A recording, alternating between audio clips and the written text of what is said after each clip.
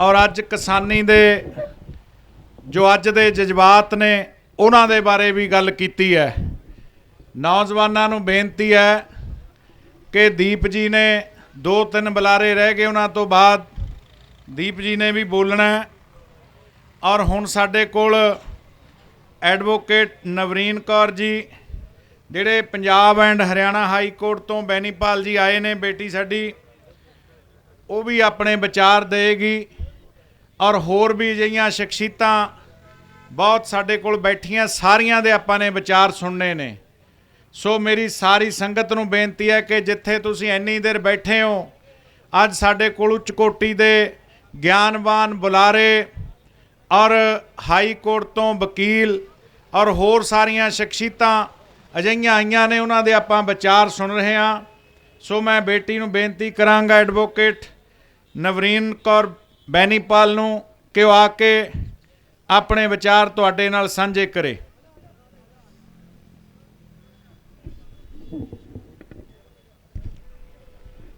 वाहिगुरू जी का खालसा, वाहिगुरू जी की फतेह।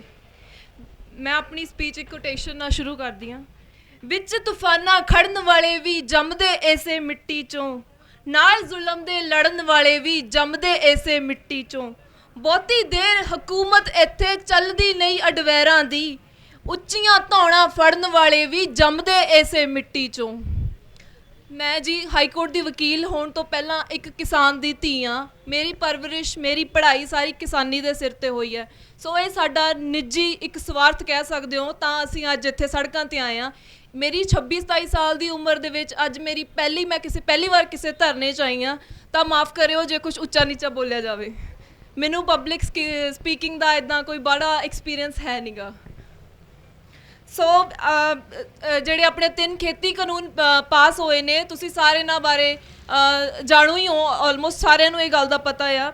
ਇਹ ਸਾਡੀ ਕਿਸਾਨੀ ਦੇ ਇੱਕ ਮੌਤ ਦੇ ਵਾਰੰਟ ਨੇ। ਸਾਡੇ ਹਰਸਿਮਰਤ ਕੌਰ ਬਾਦਲ, ਅਸੀਂ ਉਹਨਾਂ ਨੂੰ 3 ਵਾਰੀ ਪਾਰਲੀਮੈਂਟ ਦੇ ਵਿੱਚ ਪਹੁੰਚਾਇਆ ਆ। ਉਹ 2 ਵਾਰ ਕੈਬਨਿਟ ਮੰਤਰੀ ਰਹਿ ਚੁੱਕੇ ਨੇ। ਤੇ ਜਦੋਂ ਉਹਨਾਂ ਨੇ ਆਰਡੀਨੈਂਸ ਉਹਨਾਂ ਨੇ ਪਾਸ ਕੀਤੇ ਤਾਂ ਉਹਨਾਂ ਨੇ ਪੜ੍ਹੇ ਵੀ ਹੋਣਗੇ। ਜੇ ਉਹ ਇੰਨੇ ਹੀ ਅਨਪੜ੍ਹ ਸੀ ਤੇ ਉਹ ਕਿਸੇ ਲੀਗਲ ਐਡਵਾਈਜ਼ਰ ਦੀ ਸਲਾਹ ਲੈਂਦੇ, या वो कह देंगे कि या फिर वो इग्नोरेंस आ, gross ignorance on part of the government. So जिहड़ी ते इस तो भी वड्डी गलती, सेंटर सरकार तो वड्डी गलती मैं पंजाब सरकार दी मनदी हाँ। क्योंकि वो तो प्रॉफिट मेकर ने, जिन्हें अपना काम तोरना, हर बंदा अपने चों अपना प्रॉफिट सोचता है। सोचना आपां कि आपां नूं इस दी लोड़ है या नहीं है, ये अपनी सरकार का फर्ज बनता सी। वो अपने जिवें परिवार के मोढी हैं, तो कैप्टन साहब अपने परिवार के मोढी ने। ये उन्हां दा फर्ज बनता कि अपने किसानां दियां जड़ियां किसानां दियां प्रॉब्लम्स नूं सुनन। हुण अपने पंजाब दे विच 80% जिहड़ा किसान आ, वो 5 ਤੋਂ 6 किल्लियां वाला आ। ते जिहड़ा 5 ਤੋਂ 6 किल्लियां वाला किसान आ, ਉਹਨੂੰ ਮੈਨੂੰ ਮੇਰੇ ਖਿਆਲ ਹੈ 5 ਤੋਂ 6 ਲੱਖ ਸਾਲ ਦੀ ਆਮਦਨ ਹੋਊਗੀ ਜੇ ਉਹ ਜੀਰੀ ਤੇ ਆਪਣਾ ਝੋਨਾ ਤੇ ਕਣਕ ਬੀਜਦਾ ਆ। ਤੇ ਉਹਦੇ ਵਿੱਚ ਉਹਦੀ 2 ਲੱਖ ਆਲਮੋਸਟ ਇਨਪੁਟ ਕਾਸਟ ਹੋਊਗੀ, ਰਿਓ ਬੀਜ, ਦਵਾਈਆਂ, ਸਪਰੇਹਾਂ। इस बार करोने दे विच तां जीरी दी लवाई वो किसान नूं 5000 रुपया प्रति एकड़ देनी पई है। तो फिर तुसीं अपने आप एस्टीमेट ला के देखो कि वो किसान जिहड़ा साल दे विच 5 ਲੱਖ रुपया दोवां फसलों का वटदा, उन्होंने पिछे की रहा। उन्होंने पिछे ऑलमोस्ट 2 ਲੱਖ आपां खर्चे कढ़ दीए, आपां विचों सारे खर्चे कढ़ दीए तां खेती के इनपुट खर्चों की मैं गल करदी हाँ। तो जिहड़ा 3 ਲੱਖ बचदा, ਉਹਦੀ 25000 रुपया प्रति महीना आमदन रही ਉਹਦੀ। ਉਹਨੇ 25000 ਦੇ ਵਿੱਚੋਂ ਆਪਣੇ ਬਿਜਲੀ ਦੇ ਬਿੱਲ ਵੀ ਭਰਨੇ ਆ, ਆਪਣੇ ਬੱਚਿਆਂ ਦੀਆਂ ਸਕੂਲਾਂ ਦੀਆਂ ਫੀਸਾਂ ਵੀ ਭਰਨੀਆਂ ਨੇ।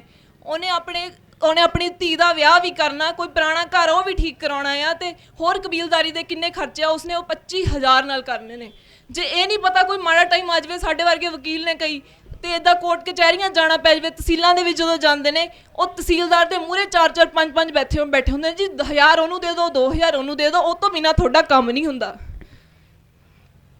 सो तो ਜਿਹੜੇ ਅੰਬਾਨੀ ਅੰਡਾਨੀ ਨੇ, ਇਹ ਮੈਂ ਕਹਿੰਦੀ ਹਾਂ ਆਲਰੇਡੀ ਇਹ ਪੰਜਾਬ ਦੇ ਵਿੱਚ ਕਈ ਸਾਲਾਂ ਤੋਂ ਹੀ ਆ ਚੁੱਕੇ ਨੇ। ਜਦੋਂ ਤੋਂ ਆਪਣੇ ਸੈਲੋ ਬਣਨੇ ਸ਼ੁਰੂ ਹੋਏ ਨੇ, ਜਦੋਂ ਸੈਲੋ ਆਪਣੇ ਬਣਨ ਲੱਗੇ ਨੇ, ਐਡਾ ਮੈਗਾ ਪ੍ਰੋਜੈਕਟਸ ਬਣੇ ਨੇ ਪੰਜਾਬ ਦੇ ਵਿੱਚ, ਤੇ ਉਦੋਂ ਆਪਣੇ ਕਿਸਾਨਾਂ ਨੂੰ ਦਿਖਦਾ ਨਹੀਂ ਸੀ। ਇੱਕ ਪਰਾਲੀ ਨੂੰ ਲੱਗੇ ਹੋਏ ਧੂਏ ਦੀ ਅੱਗ ਤਾਂ ਪਹੁੰਚ ਜਾਂਦੀ ਆ, ਉਹ ਵੀ ਉਹਦੇ ਤੇ ਵੀ ਪਰਚੇ ਕੱਟਣ ਆ ਜਾਂਦੇ ਨੇ। ਤੇ ਇਹਨਾਂ ਦੇ ਵਿੱਚੋਂ ਕਿਸੇ ਨੂੰ ਵੀ ਇਹ ਨਹੀਂ ਪਤਾ ਲੱਗਿਆ कि एडे एडे सैलो ने, तो क्योंकि ये साइलेंट पार्टनरशिप सी, इन्हां दी 20% साइलेंट पार्टनरशिप सी दोवें सरकारां दी। ते जिहड़ी लोकां दे हक वाली राजनीति नहीं हो रही, ये सिर्फ अपने ਪਰਸਨਲ ਬੈਨੀਫਿਟਸ ਲਈ, ਉਹਦੇ ਲਈ ਇਹ ਕਰ ਰਹੇ ਨੇ। ਤੇ ਜੇ ਮੈਂ ਥੋੜੇ ਦਿਨ ਪਹਿਲਾਂ ਇੱਕ ਇੰਟਰਵਿਊ ਸੁਣ ਰਹੀ ਸੀ ਆਪਣੇ ਸਦੀਕ ਸਾਹਿਬ ਦੀ, ਆਪਾਂ ਇਹੋ ਜਿਹੇ ਆਪਣੇ ਰੋਲ ਮਾਡਲਸ ਬਣਾਏ ਨੇ ਜਿਹੜੇ ਆਪਣਾ ਨੁਮਾਇੰਦੇ ਆਪਣੇ ਪਾਰਲੀਮੈਂਟ 'ਚ ਭੇਜਦੇ ਆ। ਇਹ 'ਚ ਉਹਨਾਂ ਦਾ ਕਸੂਰ ਨਹੀਂ, ਇਹ ਕਸੂਰ ਆਪਣਾ। ਆਪਾਂ ਨੂੰ ਪਹਿਚਾਣ ਹੈ ਨਹੀਂ, ਆਪਾਂ ਕੋਈ ਐਜੂਕੇਟਿਡ ਬੰਦਾ ਜਿਹਨੂੰ ਕੁਝ ਨੌਲੇਜ ਹੋਵੇ ਉਹਨੂੰ ਭੇਜੀਏ। ਉਹਨੂੰ ਪੁੱਛਿਆ ਗਿਆ ਕਿਸੇ ਨੇ ਕਿ ਜੀ ਕਿਸ ਬਾਰੇ ਕੀ ਜਾਣਦੇ ਹੋ? ਹਾਂਜੀ ਜੀ ਇਹ ਕਿਸਾਨ ਵਿਰੋਧੀ ਨੇ ਜੀ, ਇਹਨਾਂ ਬੱਚੇ ਇੱਦਾਂ ਇੱਦਾਂ। ਉਹ ਜਿਹੜੇ ਇਹ ਤਾਂ ਗੱਲਾਂ ਇੱਕ 5 ਸਾਲ ਦੇ ਘਰ 'ਚ ਬੱਚੇ ਨੂੰ ਵੀ ਪਤਾ ਨਹੀਂ ਇਹ ਗਾਲੀਆਂ। ਤੇ ਉਹਨੂੰ ਪੁੱਛਿਆ 3 ਬਿੱਲਾਂ ਦੇ ਨਾਮ ਦੱਸੋ। ਉਹ ਕਹਿੰਦੇ ਜੀ ਮੇਰਾ ਮੋਢਾ ਟੁੱਟ ਗਿਆ, ਕੁਛ ਇੰਜਰੀ ਆ ਗਈ। ਉਹ ਇਹ ਗੱਲ ਤਾਂ ਉਹਨਾਂ ਨੇ ਇਹ ਗੱਲ ਕੀਤੀ ਜਿਵੇਂ ਸਕੂਲ ਦੇ ਵਿੱਚ ਨਾ ਟੀਚਰ ਹੋਮਵਰਕ ਨਹੀਂ ਬੱਚੇ ਕਰਕੇ ਜਾਂਦੇ, ਉਹ ਕਹਿੰਦੇ ਆ ਜੀ I was ill yesterday so I can't come to school, ਤੇ ਮੇਰੀ 6 ਵਜੀ। ਇੱਦਾਂ ਦੀਆਂ ਬਹਾਨੇ ਬਣਾਉਂਦੇ ਨੇ ਸਾਡੇ ਲੀਡਰ। ਜੇ ਹੁਣ ਬੀਜੇਪੀ ਵਾਲਿਆਂ ਦੇ ਉੱਤੇ ਜਦੋਂ ਮੀਡੀਆ ਆਉਂਦਾ, ਬੀਜੇਪੀ ਵਾਲਿਆਂ ਤੋਂ 4 ਸਵਾਲ ਕਰਦਾ, ਇਹਨਾਂ ਨੂੰ ਪੁੱਛਿਆ ਜਾਂਦਾ ਜਾਂ ਫਿਰ ਅਕਾਲੀਆਂ ਤੋਂ ਪੁੱਛਿਆ ਜਾਂਦਾ ਜੀ ਤੁਸੀਂ ਯੂ ਟਰਨ ਕਿਉਂ ਲਿਆ? ਹੁਣ ਤੱਕ ਤਾਂ ਤੁਸੀਂ ਉਹਨਾਂ ਨੂੰ ਕਿਸਾਨਾਂ ਦੇ ਹੱਕ 'ਚ ਦੱਸਦੇ ਸੀ। ਪਰ ਇਹਨਾਂ ਦਾ ਜਵਾਬ ਹੁੰਦਾ ਜੀ ਉਹ ਕਾਂਗਰਸ ਵਾਲੇ ਐ, ਉਹ ਇੱਦਾਂ। ਮਤਲਬ ਜੋ ਇਹਨਾਂ ਕੋਲ ਲੌਜੀਕਲ ਆਨਸਰ ਕਿਸੇ ਕੋਲ ਵੀ ਨਹੀਂ। ਆਪਣੇ ਸਾਰੇ ਇੱਥੇ ਕਿੰਨੇ ਜਾਣੇ ਵੀਰ ਭਰਾ ਬੈਠੇ ਨੇ, ਇਹਨਾਂ ਦੇ ਵਿੱਚੋਂ ਕਿਸੇ ਇੱਕ ਨੂੰ ਹੀ ਕੋਈ ਸੈਟਿਸਫਾਈ ਕਰਕੇ ਦਿਖਾ ਦੇਵੇ ਕੋਈ ਵੀ ਲੀਡਰ। ਹਰ ਇੱਕ ਨੌਜਵਾਨ ਅੱਜ ਕੱਲ੍ਹ ਸੋਸ਼ਲ ਮੀਡੀਆ 'ਤੇ ਇੰਨਾ ਜ਼ਿਆਦਾ ਅਵੇਅਰ ਹੋ ਚੁੱਕਿਆ ਕਿ ਸਭ ਨੂੰ ਪਤਾ ਵੀ ਇਹ ਗੱਲਾਂ ਕੀ ਹੋ ਰਹੀਆਂ ਨੇ। ਉਹ ਪਬਲਿਕ ਕਾਨਫਰੰਸਿਸ ਕਰਨ, ਪਬਲਿਕ ਮੀਟਿੰਗਸ ਕਰਨ, ਇੱਦਾਂ ਬਹਿ ਕੇ ਸਾਡੇ 'ਚ ਇੱਥੇ ਆ ਕੇ ਗੱਲ ਕਰਨ, ਵਿਚਾਰ ਵਟਾਂਦਰਾ ਕਰਨ। ਤੇ ਮੈਂ ਇੱਕ ਹੋਰ ਮੈਨੂੰ ਗੱਲ ਨੌਲੇਜ ਚਾਹੀਏ ਕਿ ਆਲਰੇਡੀ ਆਪਣੇ ਪੰਜਾਬ ਦੇ ਵਿੱਚ ਇੱਕ ਫਰਾਈਟ ਕੋਰੀਡੋਰ ਬਣ ਚੁੱਕਿਆ ਆ ਜੋ ਮੋਗਾ ਦੇ ਤੇ ਲੁਧਿਆਣਾ ਦੇ ਸੈਲੋਜ਼ ਨੂੰ ਆਪਸ ਦੇ ਵਿੱਚ ਲਿੰਕ ਕਰਦਾ। ਕਿ ਇਹ ਵੀ ਇਸ ਗੱਲ ਤੋਂ ਵੀ ਪੰਜਾਬ ਸਰਕਾਰ ਅਣਜਾਣ ਸੀ? ਜੇ ਇਹਨਾਂ ਗੱਲਾਂ ਤੋਂ ਇੰਨੀਆਂ ਜ਼ਿਆਦਾ ਇਹ ਨੈਗਲੀਜੈਂਸ ਕਰ ਰਹੀ ਆ, ਫਿਰ ਤਾਂ ਆਪਾਂ ਕੰਪਲੀਟ ਫੇਲੀਅਰ ਕਹਿ ਸਕਦੇ ਆ ਗਵਰਨਮੈਂਟ ਨੂੰ।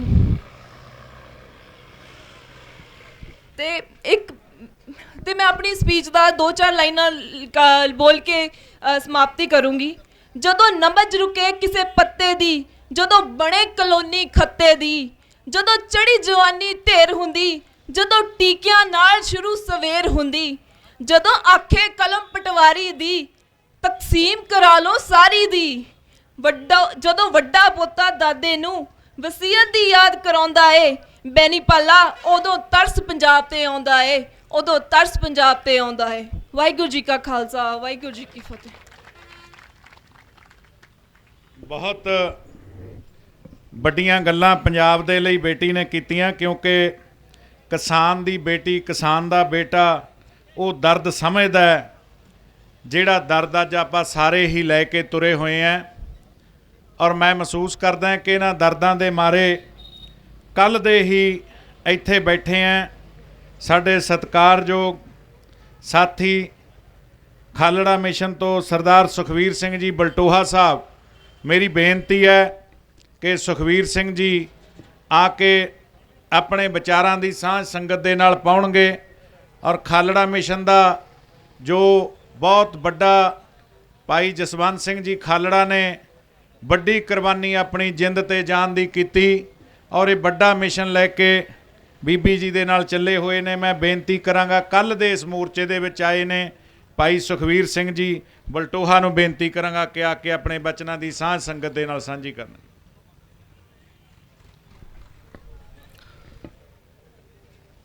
ਸ਼ੰਭੂ ਮੋਰਚੇ ਦੇ ਵਿੱਚ 71 ਸਾਡੇ ਬਹੁਤ ਹੀ ਸਤਿਕਾਰਯੋਗ ਬਜ਼ੁਰਗ ਨੌਜਵਾਨ ਵੀਰ ਅਤੇ ਸਾਰੀ ਹੀ ਪ੍ਰਬੰਧਕ ਜਥੇਬੰਦੀ, ਆਓ ਸਭ ਤੋਂ ਪਹਿਲਾਂ ਫਤਿਹ ਦੀ ਸਾਂਝ ਪਾਈਏ। ਵਾਹਿਗੁਰੂ ਜੀ ਕਾ ਖਾਲਸਾ, ਵਾਹਿਗੁਰੂ ਜੀ ਕੀ ਫਤਿਹ।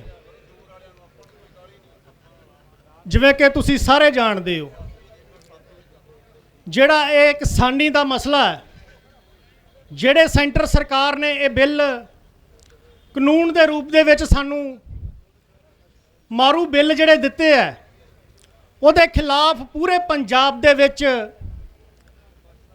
ਕਿਸਾਨ ਕਿਤੇ ਰੇਲਾਂ ਰੋਕ ਕੇ ਬੈਠੇ ਹੈ, ਕਿਤੇ ਟੋਲ ਪਲਾਜ਼ੇ ਤੇ ਬੈਠੇ ਹੈ, ਤੇ ਆਪਾਂ ਵੀ ਇੱਥੇ ਇੱਕ ਸੰਘਰਸ਼ ਵਿੱਢ ਕੇ ਬੈਠੇ ਹੋਏ ਆ। ਕੱਲ੍ਹ ਦੇ ਇੱਥੇ ਆ ਕੇ ਵੇਖ ਰਹੇ ਆ ਵੀ ਸਾਰਿਆਂ ਦੇ ਵਿੱਚ ਪੰਜਾਬ ਦੇ ਪ੍ਰਤੀ ਦਰਦ ਹੈ। ਹਰ ਕੋਈ ਵੀਰ ਇੱਥੇ ਇੱਕ ਸੁਪਨਾ ਲੈ ਕੇ ਆਉਂਦਾ ਹੈ ਵੀ ਜਿਹੜੇ ਇਹ ਕਾਨੂੰਨ ਸਾਡੇ ਤੇ ਥੋਪੇ ਗਏ ਆ, ਇਹਨਾਂ ਦਾ ਅਸੀਂ ਵਿਰੋਧ ਕਰਨਾ ਹੈ, ਇਹਨਾਂ ਨੂੰ ਅਸੀਂ ਖਾਰਜ ਕਰਵਾਉਣਾ ਹੈ ਤੇ ਆਪਣੇ ਕਿਸਾਨ ਦੇ ਹੱਕ ਹੈ ਜਿਹੜੇ ਉਹ ਲੈ ਕੇ ਹਟਣਾ ਹੈ।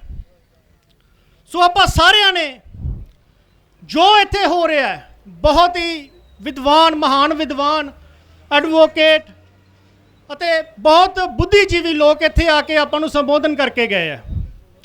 ਉਹਨਾਂ ਤੋਂ ਸਿੱਖ ਕੇ, ਉਹਨਾਂ ਨੂੰ ਵਿਚਾਰ ਕੇ ਇੱਥੋਂ ਦਾ ਮੈਸੇਜ ਆ ਜਿਹੜਾ ਉਹ ਸਾਨੂੰ ਹਰ ਇੱਕ ਪਿੰਡ ਤੱਕ ਲੈ ਕੇ ਜਾਣਾ ਪਊਗਾ। ਇੱਥੋਂ ਸੁਣ ਕੇ ਇੱਥੇ ਛੱਡ ਕੇ ਜਾਣ ਦਾ ਸਾਨੂੰ ਕੋਈ ਲਾਹਾ ਨਹੀਂ ਮਿਲਣਾ। ਸੋ ਮੇਰੀ ਆਪ ਸਭ ਦੇ ਚਰਨਾਂ ਵਿੱਚ ਇੱਕ ਬੇਨਤੀ ਹੈ, ਆਪਾਂ ਜਿੰਨੇ ਵੀ ਨੌਜਵਾਨ ਇੱਥੇ ਇਕੱਠੇ ਹੋਏ ਆ, ਕਿਉਂਕਿ ਜਦੋਂ ਵੀ ਗੱਲ ਇਨਕਲਾਬ ਦੀ ਹੋਈ ਹੈ, ਕੋਈ ਚੇਂਜ ਦੀ ਗੱਲ ਆਈ ਹੈ, ਨੌਜਵਾਨਾਂ ਦਾ ਅਹਿਮ ਰੋਲ ਰਿਹਾ ਹੈ। ਤੇ ਨੌਜਵਾਨਾਂ ਨੂੰ ਖਾਸ ਅਪੀਲ ਹੈ ਵੀ ਆਓ ਸਾਰੇ ਇਕੱਠੇ ਹੋ ਕੇ ਇੱਥੋਂ ਇਸ ਐਜੀਟੇਸ਼ਨ ਨੂੰ ਆਪਣੇ ਪਿੰਡਾਂ ਤੱਕ, ਆਪਣੇ ਘਰਾਂ ਤੱਕ ਲੈ ਕੇ ਚੱਲੀਏ। ਉਹਨਾਂ ਨੌਜਵਾਨਾਂ ਤੱਕ ਲੈ ਕੇ ਚੱਲੀਏ ਜਿਹੜੇ ਅੱਜ ਵੀ ਗੁੰਮਰਾਹ ਹੋਏ ਉਹਨਾਂ ਭ੍ਰਿਸ਼ਟ ਲੋਕਾਂ ਦੇ ਪਿੱਛੇ ਤੁਰੇ ਫਿਰਦੇ ਆ, ਜਿਹੜੇ ਅੱਜ ਵੀ ਬਾਦਲ ਜਿੰਦਾਬਾਦ ਜਾਂ ਕੈਪਟਨ ਜਿੰਦਾਬਾਦ ਦੇ ਨਾਰੇ ਲਾ ਰਹੇ, ਜਿਨ੍ਹਾਂ ਨੇ ਕਿ ਸਾਡੇ ਪੰਜਾਬ ਦਾ ਬੇੜਾ ਗਰਕ ਕਰਕੇ ਰੱਖਤਾ। ਇੱਥੋਂ ਗੱਲ ਚੱਲੀ ਸੀਗੀ ਨਸ਼ਿਆਂ ਦੀ।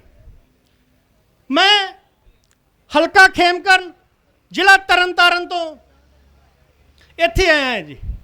ਜੇ ਅਸੀਂ ਨਸ਼ੇ ਦੀ ਗੱਲ ਕਰਦੇ ਹਾਂ, ਇੱਥੇ ਭੈਣ ਜੀ ਨੇ ਗੱਲ ਕੀਤੀ ਸੀਗੀ ਵੀ ਸਰਪੰਚਾਂ ਨੂੰ ਵਿਰੋਧ ਕਰਨਾ ਚਾਹੀਦਾ ਹੈ, ਵੀ ਜਿਹੜਾ ਨਸ਼ਾ ਵੇਚਣ ਸਾਡੇ ਪਿੰਡ ਆਉਂਦਾ ਹੈ ਉਹਨੂੰ ਰੋਕੀਏ। ਉਹ ਸਰਪੰਚਾਂ ਨੂੰ ਕਿੱਦਾਂ ਰੋਕਾਂਗੇ, ਕਿਉਂਕਿ ਸਰਪੰਚ ਤਾਂ ਆਪ ਨਸ਼ਾ ਵੇਚ ਰਹੇ ਆ। ਸਰਪੰਚ ਆਪ ਨਸ਼ਾ ਵੇਚ ਰਹੇ ਆ। ਸੋ ਉੱਥੇ ਸਾਨੂੰ ਜਾਗਰੂਕ ਹੋਣਾ ਪੈਣਾ ਹੈ। ਸਾਨੂੰ ਨੌਜਵਾਨਾਂ ਨੂੰ ਇਕੱਠੇ ਹੋ ਕੇ ਆਵਾਜ਼ ਬੁਲੰਦ ਕਰਨੀ ਪੈਣੀ ਹੈ, ਤਾਂ ਅਸੀਂ ਉਹਨਾਂ ਨੂੰ ਰੋਕ ਸਕਦੇ ਹਾਂ। ਸੋ ਇਹ ਹੋਣਾ ਕਿੱਦਾਂ ਹੈ? ਜਿਵੇਂ ਕਿ ਮੇਰੇ ਵੀਰ ਦੇ ਨਾਲ ਮੇਰੇ ਭਰਾ ਆਏ ਆ, ਅਸੀਂ ਸਾਰਿਆਂ ਨੂੰ ਇਹੀ ਬੇਨਤੀ ਕਰਦੇ ਹਾਂ ਵੀ ਜਿਵੇਂ ਖਾਲੜਾ ਸਾਹਿਬ ਨੇ ਇੱਕ ਸੰਘਰਸ਼ ਵਿੱਢਿਆ ਸੀਗਾ, ਜਦੋਂ ਉਹਨਾਂ ਨੂੰ ਪਤਾ ਲੱਗਿਆ ਸੀ ਵੀ ਕਿਵੇਂ ਸਾਡੀ ਜਿਹੜੀ ਉਸ ਖਾੜਕੂ ਲਹਿਰ ਦੇ ਵਿੱਚੋਂ ਸਾਡੇ ਨੌਜਵਾਨਾਂ ਨੂੰ ਘਰਾਂ ਦੇ ਵਿੱਚੋਂ ਚੁੱਕ ਕੇ ਉਹਨਾਂ ਨੂੰ ਸ਼ਹੀਦ ਕਰਕੇ ਲਵਾਰਸ ਕਹਿ ਕੇ ਸਾੜ ਦਿੱਤਾ ਗਿਆ ਹੈ। ਸੋ ਉਹਨਾਂ ਦੇ ਖਿਲਾਫ ਉਸ ਸਮੇਂ ਦੇ ਵਿੱਚ ਜਦੋਂ ਕਿ ਇਸ ਜ਼ਾਲਮ ਸਰਕਾਰਾਂ ਦਾ ਜ਼ੁਲਮ ਸਿਖਰਾਂ ਤੇ ਸੀਗਾ, ਜਦੋਂ ਇਹਨਾਂ ਨੂੰ ਕੋਈ ਪੁੱਛਣ ਵਾਲਾ ਨਹੀਂ ਸੀ, ਉਸ ਸਮੇਂ ਉਸ ਯੋਧੇ ਨੇ ਆਵਾਜ਼ ਬੁਲੰਦ ਕੀਤੀ ਹੈ।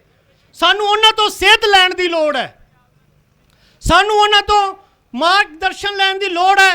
ਉਸ ਰਸਤੇ ਤੇ ਚੱਲ ਕੇ ਅਸੀਂ ਕੋਈ ਚੇਂਜ ਦੀ ਕਾਮਨਾ ਕਰ ਸਕਦੇ ਹਾਂ। ਸੋ ਆਪਾਂ ਸਾਰਿਆਂ ਨੂੰ ਇਕਜੁੱਟ ਹੋ ਕੇ, ਕਿਉਂਕਿ ਲੜਾਈ ਇਹ ਬਹੁਤ ਵੱਡੀ ਹੈ ਤੇ ਲੰਬੀ ਹੈ, ਇਹਨੂੰ ਪੂਰੇ ਤਰੀਕੇ ਦੇ ਨਾਲ ਲਾਮਬੰਦ ਹੋ ਕੇ, ਇਕੱਠੇ ਹੋ ਕੇ ਤੇ ਇਸ ਨੂੰ ਹੋਰ ਵੱਡੀ ਕਰਕੇ ਫਿਰ ਲੜਿਆ ਜਾ ਸਕਦਾ ਹੈ। ਸਾਨੂੰ ਸਿੱਖਣਾ ਪਊਗਾ ਵਿਰੋਧੀਆਂ ਕੋਲੋਂ ਵੀ, ਉਹ ਕਿੱਦਾਂ ਸਾਨੂੰ ਅੱਜ ਵੀ, ਕਿਉਂਕਿ ਜਿਹੜੇ ਅਸੀਂ ਲੋਕ ਹਾਂ, ਜਿਹੜੇ ਅਸੀਂ ਚੇਂਜ ਭਾਲਦੇ ਹਾਂ, ਜਾਂ ਜਿਹੜੇ ਲੋਕ ਚਾਹੁੰਦੇ ਆ ਇੱਕ ਬਦਲਾਅ ਆਉਣਾ ਚਾਹੀਦਾ ਹੈ। ਪੰਜਾਬ ਨੂੰ ਇਹਨਾਂ ਨੇ 73 ਸਾਲਾਂ ਦੇ ਵਿੱਚੋਂ ਬਿਲਕੁਲ ਗਰਾਊਂਡ ਤੋਂ ਵੀ ਥੱਲੇ ਸੁੱਟਦਾ ਹੈ। ਅੱਜ ਕਿਸਾਨ ਹੈ ਜਿਹੜਾ, ਜਿਵੇਂ ਵੀਰ ਜੀ ਗੱਲ ਕਰਕੇ ਗਏ ਆ, 2-3 ਕਿਸਾਨ ਰੋਜ਼ ਆ ਜਿਹੜੇ ਉਹ ਭੇਂਟ ਚੜ ਰਹੇ ਆ। ਜੇ ਗੱਲ ਕੱਲੀ MSP ਦੀ ਹੈ ਤੇ ਫਿਰ MSP ਪਹਿਲਾਂ ਤੇ ਮਿਲ ਹੀ ਰਹੀ ਸੀਗੀ, ਅੱਜ ਵੀ ਮਿਲ ਰਹੀ ਹੈ। ਮਸਲਾ ਇਸ ਤੋਂ ਅੱਗੇ ਦਾ ਹੈ।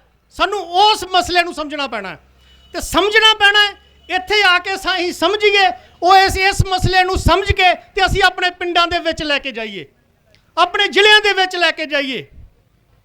ਵੀਰ ਜੀ ਹੁਣਾਂ ਨੇ ਵੀ ਇੱਥੋਂ ਇੱਕ ਪੋਸਟਰ ਜਾਰੀ ਕੀਤਾ ਹੈ ਵੀ ਅੱਜ ਇੰਨੀ ਤਰੀਕ ਨੂੰ ਬਰਨਾਲਾ ਜ਼ਿਲ੍ਹਾ ਜਿਹੜਾ ਉਹ ਇੱਥੇ ਆਊਗਾ, ਇੰਨੀ ਤਰੀਕ ਨੂੰ ਬਠਿੰਡੇ ਵਾਲੇ ਆਉਣਗੇ। ਮੇਰਾ ਖਿਆਲ 27 ਤਰੀਕ ਫਿਰ ਸਾਡੇ ਤਰਨਤਾਰਨ ਜ਼ਿਲ੍ਹੇ ਨੂੰ ਦਿੱਤੀ ਗਈ ਹੈ।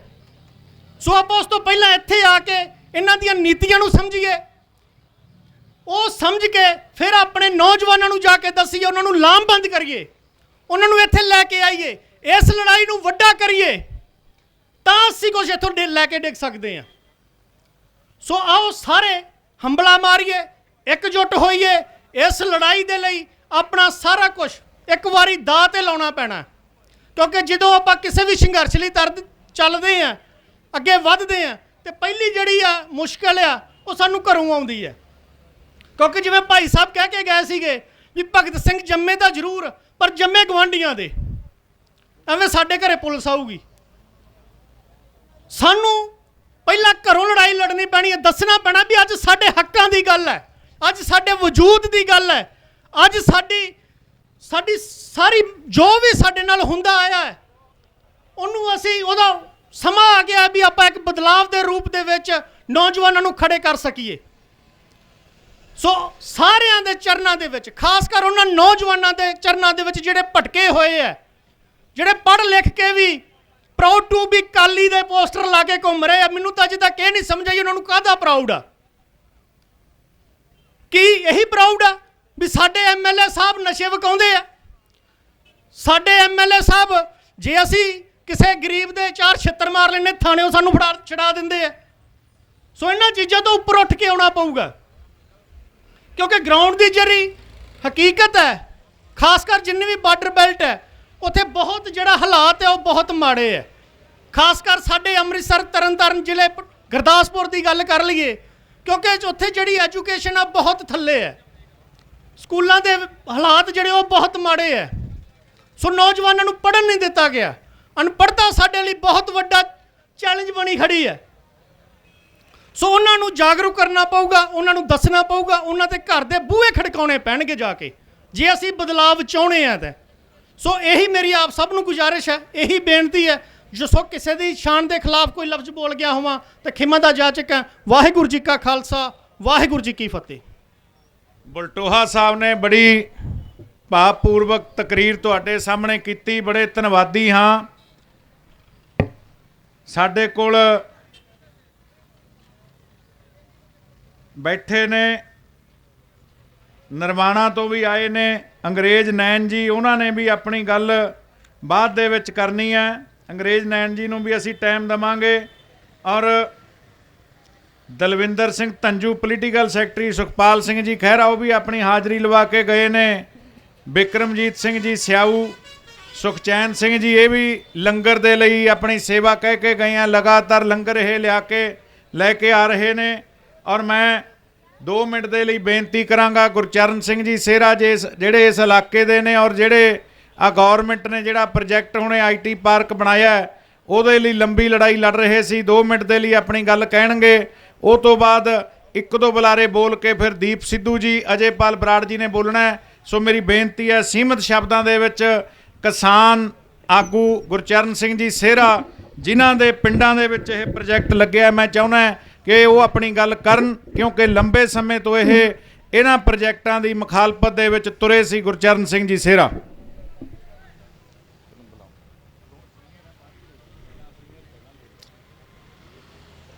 ਅੱਜ ਦੀ ਸਟੇਜ ਤੇ ਦੀਪ ਸਿੱਧੂ ਜੀ, ਮਖੂ ਜੀ ਅਤੇ ਬਹੁਤ ਹੀ ਸਤਿਕਾਰਯੋਗ ਨੌਜਵਾਨ ਵੀਰੋ, ਕਿਸਾਨੋ, ਅੱਜ ਜਗਤਾਰ ਸਿੰਘ ਜੀ ਆਕੜੀ ਜੀ ਜੋ ਮੇਰੇ ਨਾਲ ਆਏ ਨੇ, ਭਲਵਾਨ ਜੀ। ਸੋ ਥੋੜ੍ਹਾ ਧਿਆਨ ਦੇਣ ਦੀ ਲੋੜ ਆ ਵੀਰੋ। ਮੈਂ ਥੋੜ੍ਹੀਆਂ ਡੂੰਘੀਆਂ ਗੱਲਾਂ ਕਰਨੀਆਂ, ਕਿਉਂਕਿ ਇਹ ਜਿਹੜਾ ਸਮਾਂ ਆਇਆ ਅੱਜ, ਜਿਹੜਾ ਤੁਸੀਂ ਨੌਜਵਾਨਾਂ ਦਾ ਸਟੈਪ ਚੱਕਿਆ, ਸਾਨੂੰ 25-30 ਸਾਲ ਪਿਛਲੇ ਟਾਈਮ ਦੇ ਵਿੱਚ ਬਾਰ-ਬਾਰ ਸਾਨੂੰ ਕਰੁੱਧਿਆ ਗਿਆ, ਕਿਉਂਕਿ ਅਸੀਂ ਆਰਗੇਨਾਈਜ਼ ਨਹੀਂ ਸੀਗੇ, ਇਕੱਠੇ ਨਹੀਂ ਸੀਗੇ। ਮੈਂ ਤੁਹਾਨੂੰ 3-4 ਉਦਾਹਰਨਾਂ ਦੱਸਾਂਗਾ। ਆ ਜਿਹੜਾ ਕਹਿੰਦੇ ਆਪਣਾ ਮੈਗਾ ਪ੍ਰੋਜੈਕਟ ਆ ਰਹੇ ਆ ਜਾਂ MSP ਆ ਰਹੀ ਆ, ਅਸੀਂ ਇਹ ਚੀਜ਼ਾਂ ਨੂੰ ਬਹੁਤ ਸਮੇਂ ਤੋਂ, ਮੇਰੀ 65 ਸਾਲ ਉਮਰ ਹੋ ਗਈ, ਔਰ ਦੇਖ ਰਹੇ ਅਸੀਂ ਬਾਚ ਰਹੇ ਹਾਂ। ਪਰ ਮੈਂ ਤੁਹਾਨੂੰ ਦੱਸਦਾ ਕਿ ਅੱਜ ਤੋਂ 30 ਸਾਲ ਪਹਿਲਾਂ ਆ ਰਾਜਪੁਰ ਦੇ ਨਾਲ ਇੱਕ ਸੀਲ ਕੈਮੀਕਲ ਲੱਗੀ ਆ, ਜਿਹੜੀ ਦਿੱਲੀ ਦੇ ਵਿੱਚ ਸੀਗੀ। ਸਾਡੇ ਮਦਨ ਲਾਲ ਖਰਾਨਾ ਜੀ ਸੀਗੇ ਸਾਡੇ ਰਾਜਪੁਰੇ ਮਿਨਿਸਟਰ, ਉਹ ਲੈ ਕੇ ਆਇਆ ਸੀ ਬੇਅੰਤ ਦੇ ਟਾਈਮ। ਉਹ ਲੈ ਕੇ ਆਇਆ 1100 ਕਿੱਲਾ 5 ਪਿੰਡਾਂ ਦਾ ਉਹਨਾਂ ਨੇ ਐਕਵਾਇਰ ਕਰਿਆ। ਅੱਜ ਉਹ ਲੋਕ ਜਿਹੜੇ ਲੋਕਾਂ ਦੀ ਜ਼ਮੀਨ ਐਕਵਾਇਰ ਕਰੀ ਸੀਗੀ, ਅੱਜ ਉਹ ਚਾਹੇ ਕਿ 18 ਕਿੱਲੇ, ਚਾਹੇ 5, ਚਾਹੇ 10 ਸੀ, ਅੱਜ ਲੋਕ ਦਿਹਾੜੀਆਂ ਕਰ ਰਹੇ ਨੇ। ਰਾਜਪੁਰੇ ਪਤਾ ਕਰ ਸਕਦੇ ਆ, ਕੋਈ ਟਰੈਕਟਰ ਚਲਾ ਰਿਹਾ ਕਿਸੇ ਲਾਲੇ ਦਾ, ਕੋਈ ਕੁਛ ਕਰ ਰਿਹਾ, ਕੋਈ ਦਿਹਾੜੀ ਕਰ ਰਿਹਾ, ਇਹ ਹਾਲਾਤ ਹੋ ਜਾਂਦੇ ਨੇ। ਉਹ ਤੋਂ ਬਾਅਦ ਆ ਸਾਡੇ ਨਾਲ ਹੀ ਥਰਮਲ ਪਲਾਂਟ ਆ, ਜਿੱਥੇ 2 ਰੇਲ ਗੱਡੀਆਂ ਡੇਲੀ, ਮਾਲ ਗੱਡੀਆਂ ਕੋਲੇ ਦੀਆਂ ਫੁਕਦੀਆਂ ਡੇਲੀ। ਔਰ ਉਹਦੇ ਵਿੱਚ ਹਿੱਸਾ ਕਿਹਦਾ? ਬਾਦਲ ਸਾਹਿਬ ਦਾ, ਸੁਖਵੀਰ ਉਹਨਾਂ ਦਾ। ਜਦ ਕਿ ਕਹਿੰਦੇ ਵੀ ਕੰਪਨੀਆਂ ਆਈਆਂ, ਔਰ ਉਹ ਜਿਹੜੀ ਅੱਗ ਉੱਥੇ ਫੁਕਦੀ ਆ, ਕੋਲਾ ਫੁਕਦਾ, 2 ਰੇਲ ਗੱਡੀਆਂ ਸਾਡੇ 20-20 ਕਿਲੋਮੀਟਰ ਦੇ ਵਿੱਚ ਮੀਂਹ ਨਹੀਂ ਪੈਂਦਾ, ਅੱਗ ਪੈਦਾ ਹੋ ਗਈ, ਗਰਮੈਸ਼ ਪੈਦਾ ਹੋ ਗਈ, ਫਸਲਾਂ ਦੇ ਝਾੜ ਘਟ ਗਏ।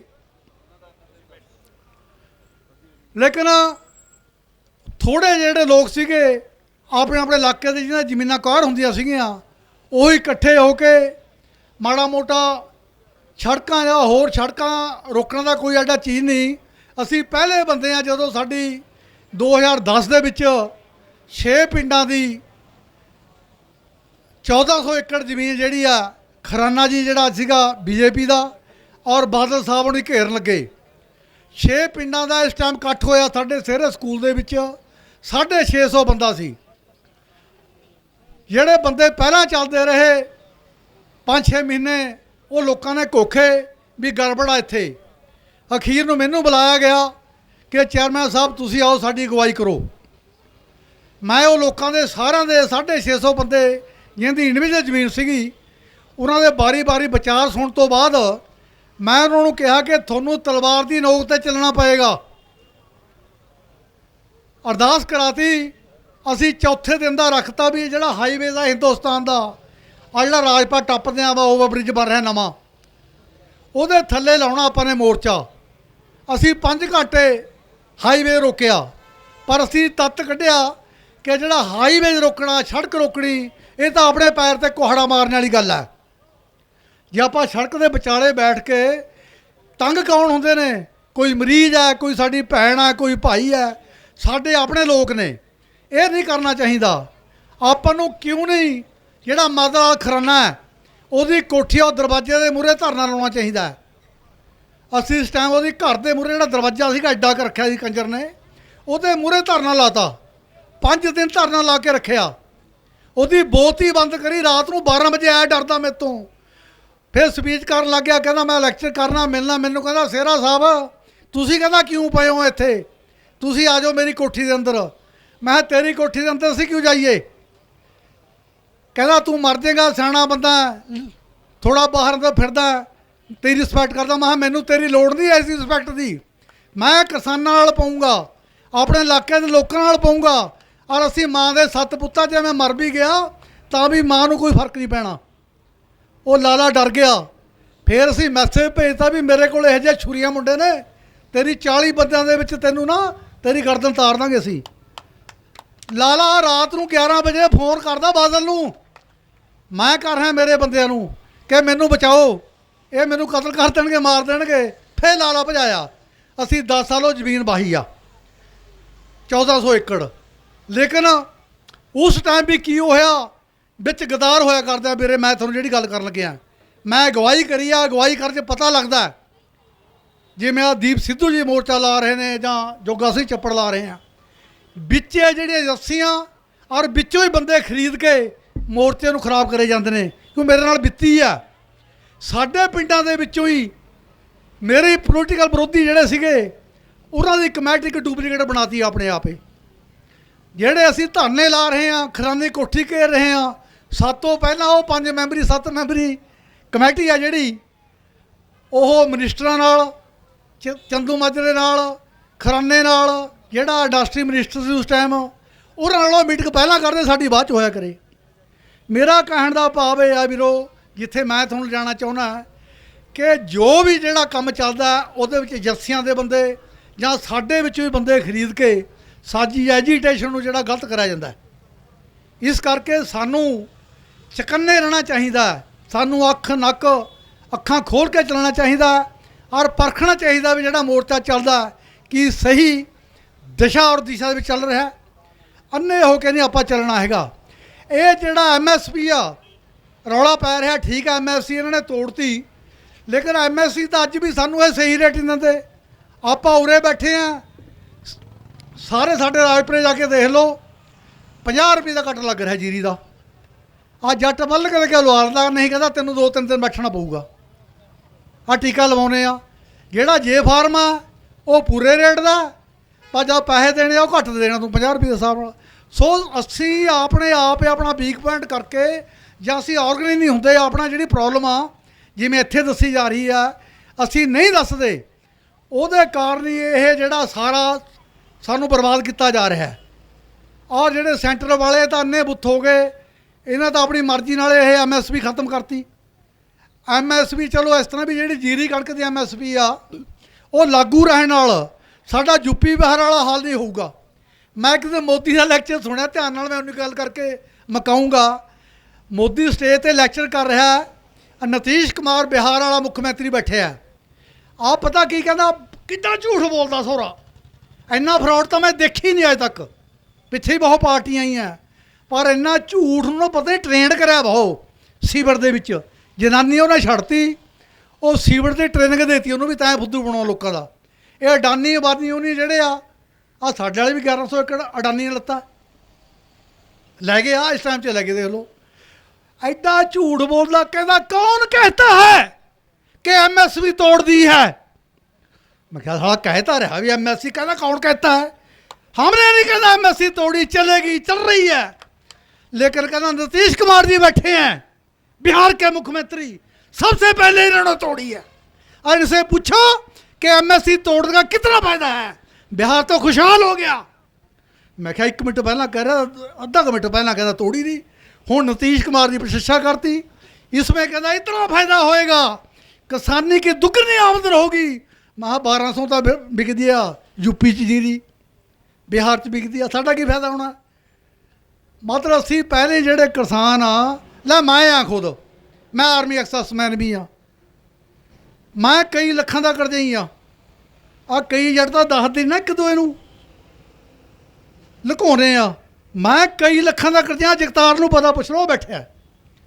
मैं चला चला के कहना मैं करजई हाँ। हुण जिहड़ा पैसा साडी जमीन कौर होई है, सानूं 9 लाख रुपया देणगे, साडा मत्था मुत्था पुछणगे, ਇਹਦੇ ਨਾਲ ਮਾੜਾ ਮਾੜਾ ਉਤਰੂਗਾ ਸਾਹ। ਕਹਿੰਦਾ ਨਹੀਂ 18-20 ਸਾਲ ਕੋਈ ਕਰਜ਼ੇ ਥੱਲੇ ਚੱਲ ਰਹੇ ਆ, ਕੱਪੜੇ ਜ਼ਰੂਰ ਚਿੱਟੇ ਪਾਏ ਵੇ, ਦੇਖਣ ਲੱਗ ਕਹਿੰਦਾ ਹਾ ਗੱਡੀ ਜਾ ਰਿਹਾ ਵੀ ਸਿਹਰਾ ਸਾਹਿਬ।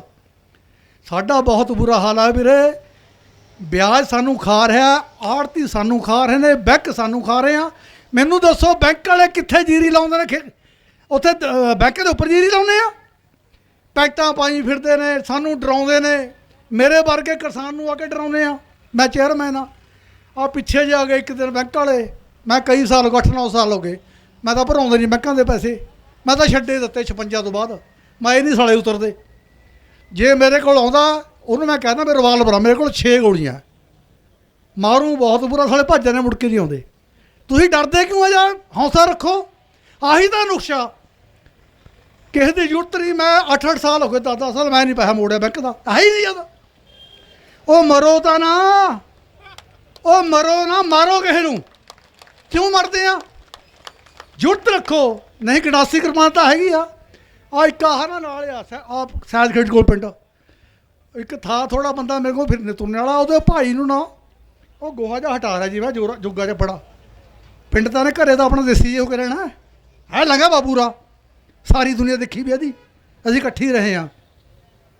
ਉਹਦੇ ਭਾਈ ਨੂੰ ਆ ਕੇ ਨਾ ਬੈਂਕ ਵਾਲੇ 4-5 ਡਰਾਉਣ ਲੱਗੇ, ਤੈਨੂੰ ਆਹ ਕਰ ਦਾਂਗੇ, ਆਹ ਕਰ ਦਾਂਗੇ।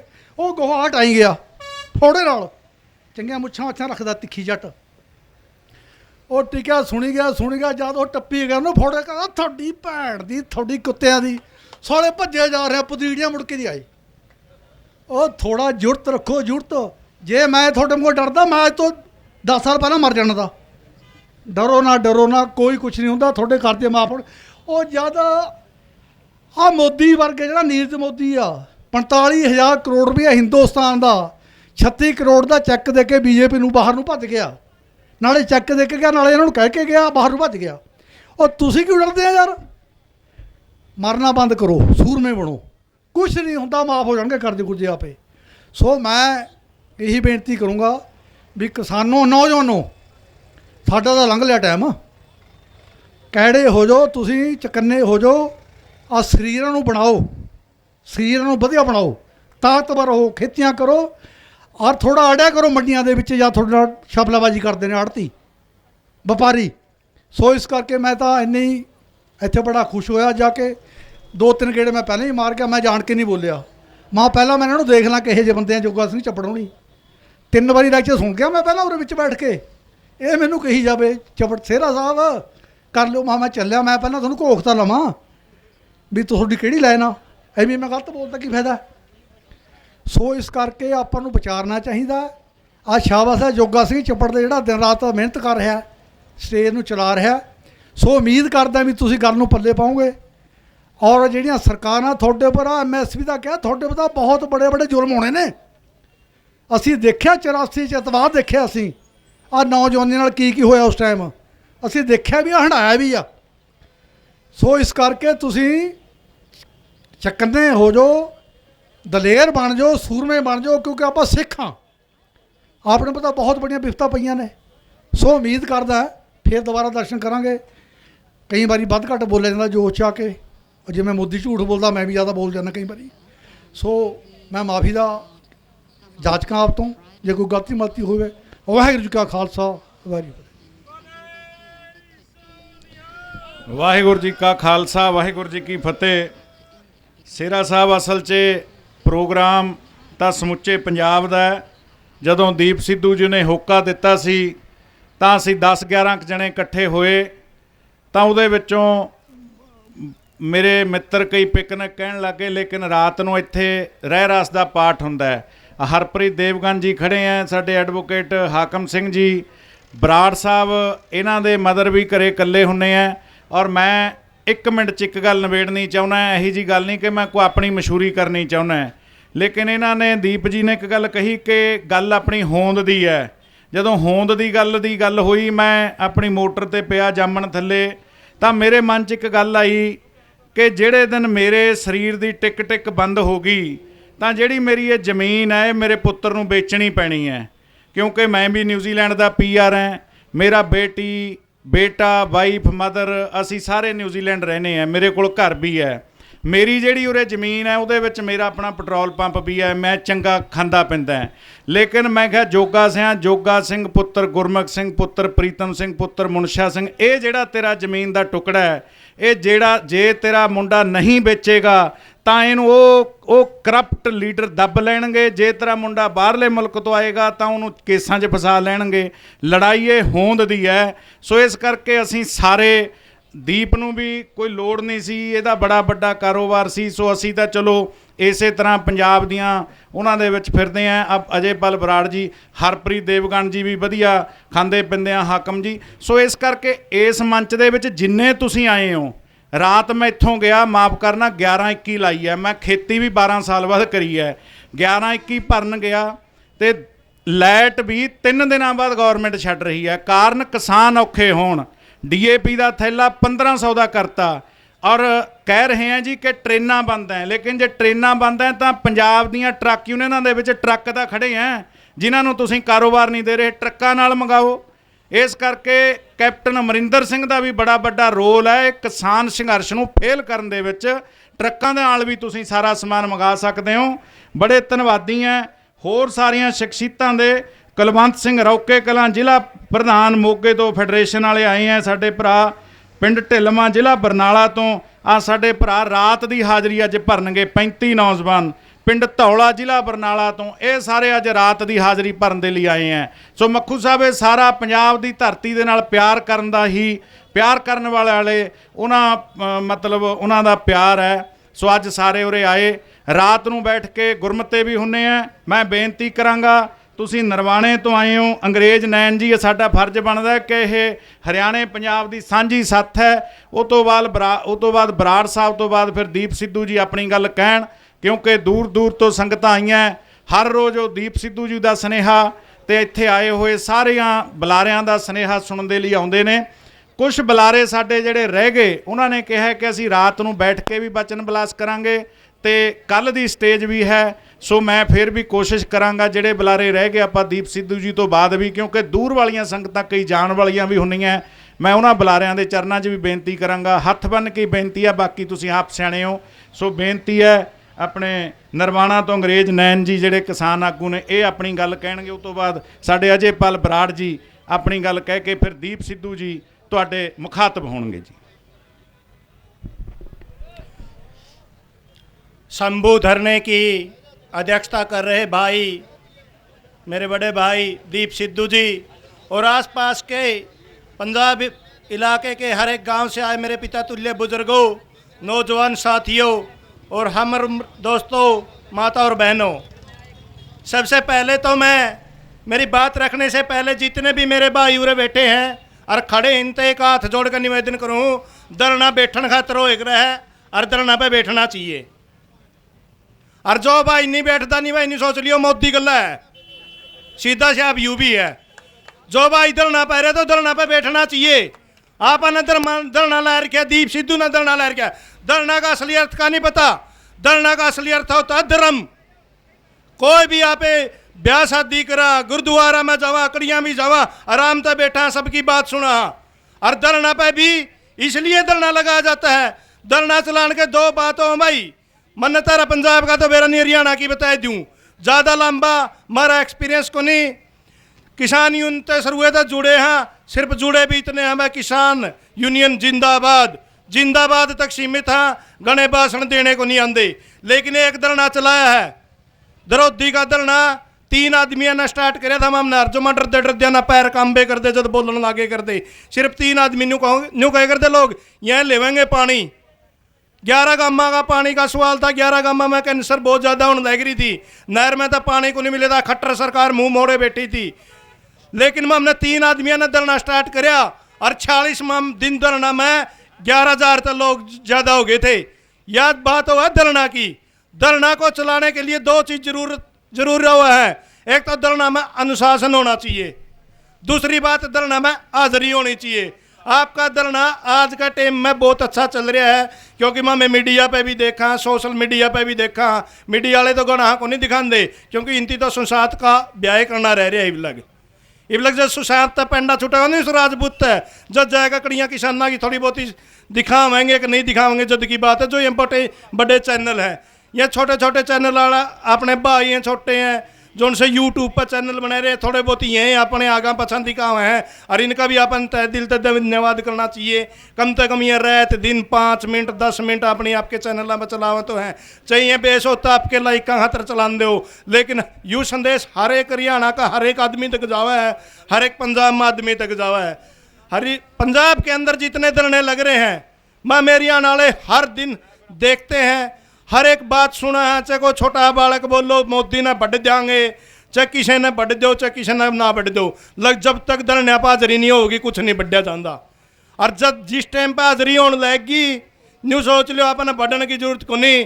या मोदी सरकार बहुत कमज़ोर सरकार है, बहुत जल्दी डर रही भी है। मेरा तो 2-3 बात हैं।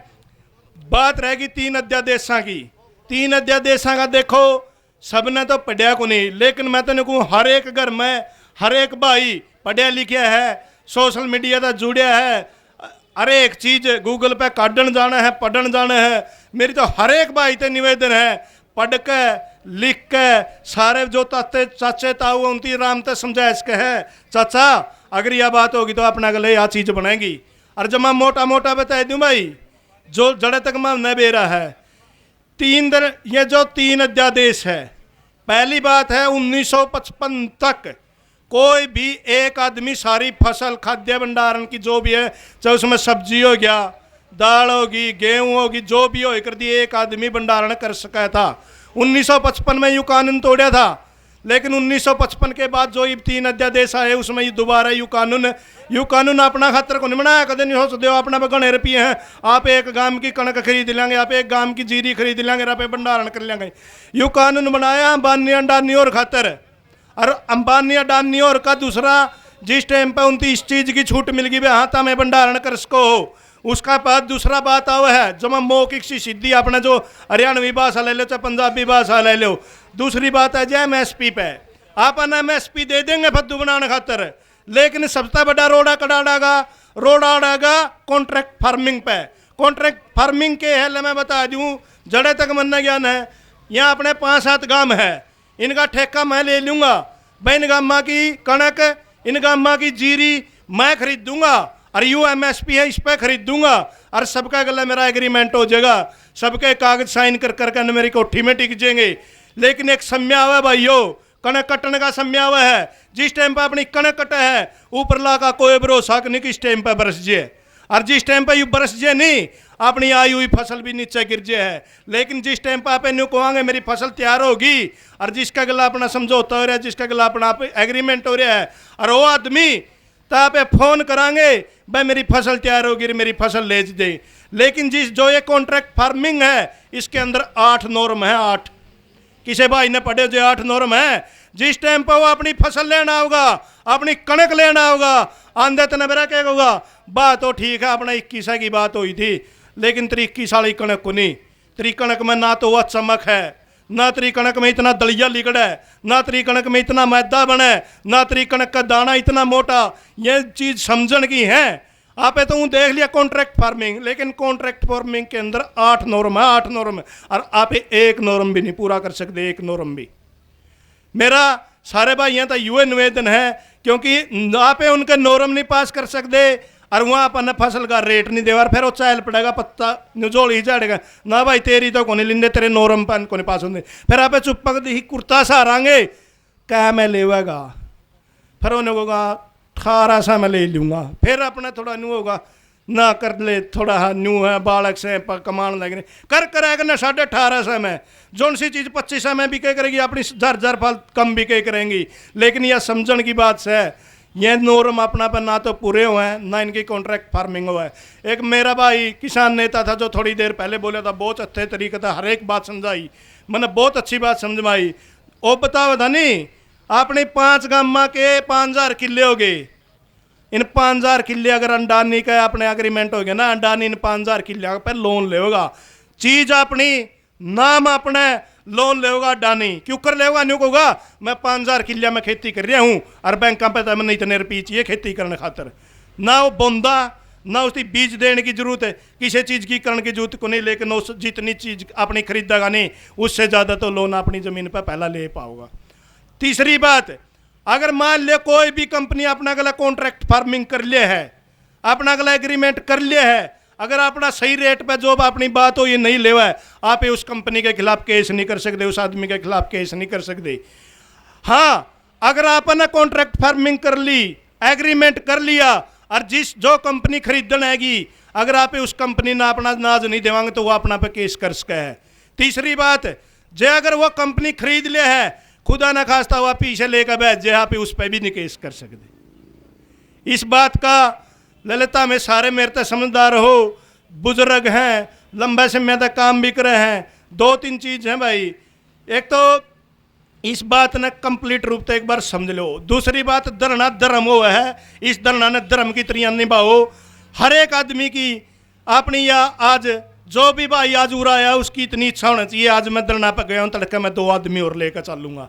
अगर धरना की जनसंख्या घटने लगेगी तो धरना कामयाब नहीं होगा। दिन के बढ़ते रहो 5 आदमी ललित धरना पर गिरन नहीं देना है। और मैं तो तमने बहुत अच्छे समझूँ, पंजाब ने वो एक पुरानी फिल्मा में गाना था, बोले पल भर के लिए कोई हमें प्यार कर ले झूठा ही सही। कम से कम आज अकाली दल, कांग्रेस चतर अगला झूठी लैग तो रही है, मारा तो एक खट्टर है वो इसी मुँह, उसकी इसी मुँह से चाहे सुई गलत आगा गलत कुर्ते सी मिले हो, मारा तो माँ में तो बिचड़े खड़े हैं। आधा देश ने तो बुकाए खड़े, किसी ने कदे तेरा छोरा लुआवांगे, किसी ने कदे तेरा यूँ करांगे, किसी ने कभी कट्ठे को नहीं होने दिंदा। और लेकिन सोच ना करो भाई हो, जिस दिन अगर दिल्ली जाने की बात है कि नहीं, जितनी संख्या में तामें आओगे उससे भी 10 गुना संख्या में हरियाणा वाले आगे पावेंगे, चाहे हमने रात दिन एक करना पड़ जियो।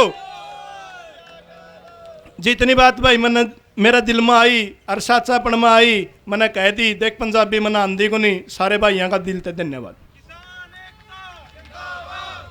अंग्रेज नैन जी ने बहुत वधिया बातां करियां, थानू पंजाबी नहीं आंदी लेकिन मैं थारे वाली बोली मानू आवा, माने सारियां बातां थारियां समझ लियां और बहुत अच्छियां बातां थाने करियां। हरियाणे पंजाब की एकता भी बहुत ज़रूरी है। बिक्रमजीत जी स्याऊ ते मलकीत सिंह जी स्याऊ ते आए हैं, उन्होंने बेनती कर रहे हैं कि और 2 मिनट के वास्ते उन्होंने जाना था क्योंकि दुध का बहुत तकड़ा कारोबार है उन्होंने, सो उन्होंने भी बेनती है कि वो आके अपनी हाज़री जरूर लवावें। मलकीत सिंह जी स्याऊ, कदे कदे मेरा पुआधी वाला बोल गेर पै जा, चलो कोई बात नहीं, पुआधी भी जरूरी है। आओ जी। परम सत्कारयोग ਸਮੁੱਚੇ ਹੀ ਕਿਸਾਨ ਭਰਾ ਜਿਹੜੇ ਆਪਣੇ ਬਹੁਤ ਹੀ ਕੀਮਤੀ ਸਮੇਂ ਚੋਂ, ਜਿਹੜਾ ਕਿ ਅੱਜ ਦਾ ਸਮਾਂ ਬੜਾ ਕੰਮ ਦਾ, ਉਹ ਕਿਸਾਨਾਂ ਦੇ ਇਸ ਅੰਦੋਲਨ ਦੇ ਵਿੱਚ ਸ਼ਮੂਲੀਅਤ ਕਰਨ ਪਹੁੰਚੇ ਹੋ। ਸਭ ਤੋਂ ਪਹਿਲਾਂ ਵਾਹਿਗੁਰੂ ਜੀ ਕਾ ਖਾਲਸਾ, ਵਾਹਿਗੁਰੂ ਜੀ ਕੀ ਫਤਿਹ। ਮੈਂ ਸਮਝਦਾ ਕਿ ਕਾਨੂੰਨ ਅਸੀਂ ਉਹ ਬਣਾਏ ਆ, ਅਸੀਂ ਉਹ ਬਣਾ ਕੇ ਆਪੇ ਵਿਰੋਧ ਕਰ ਰਹੇ ਹਾਂ।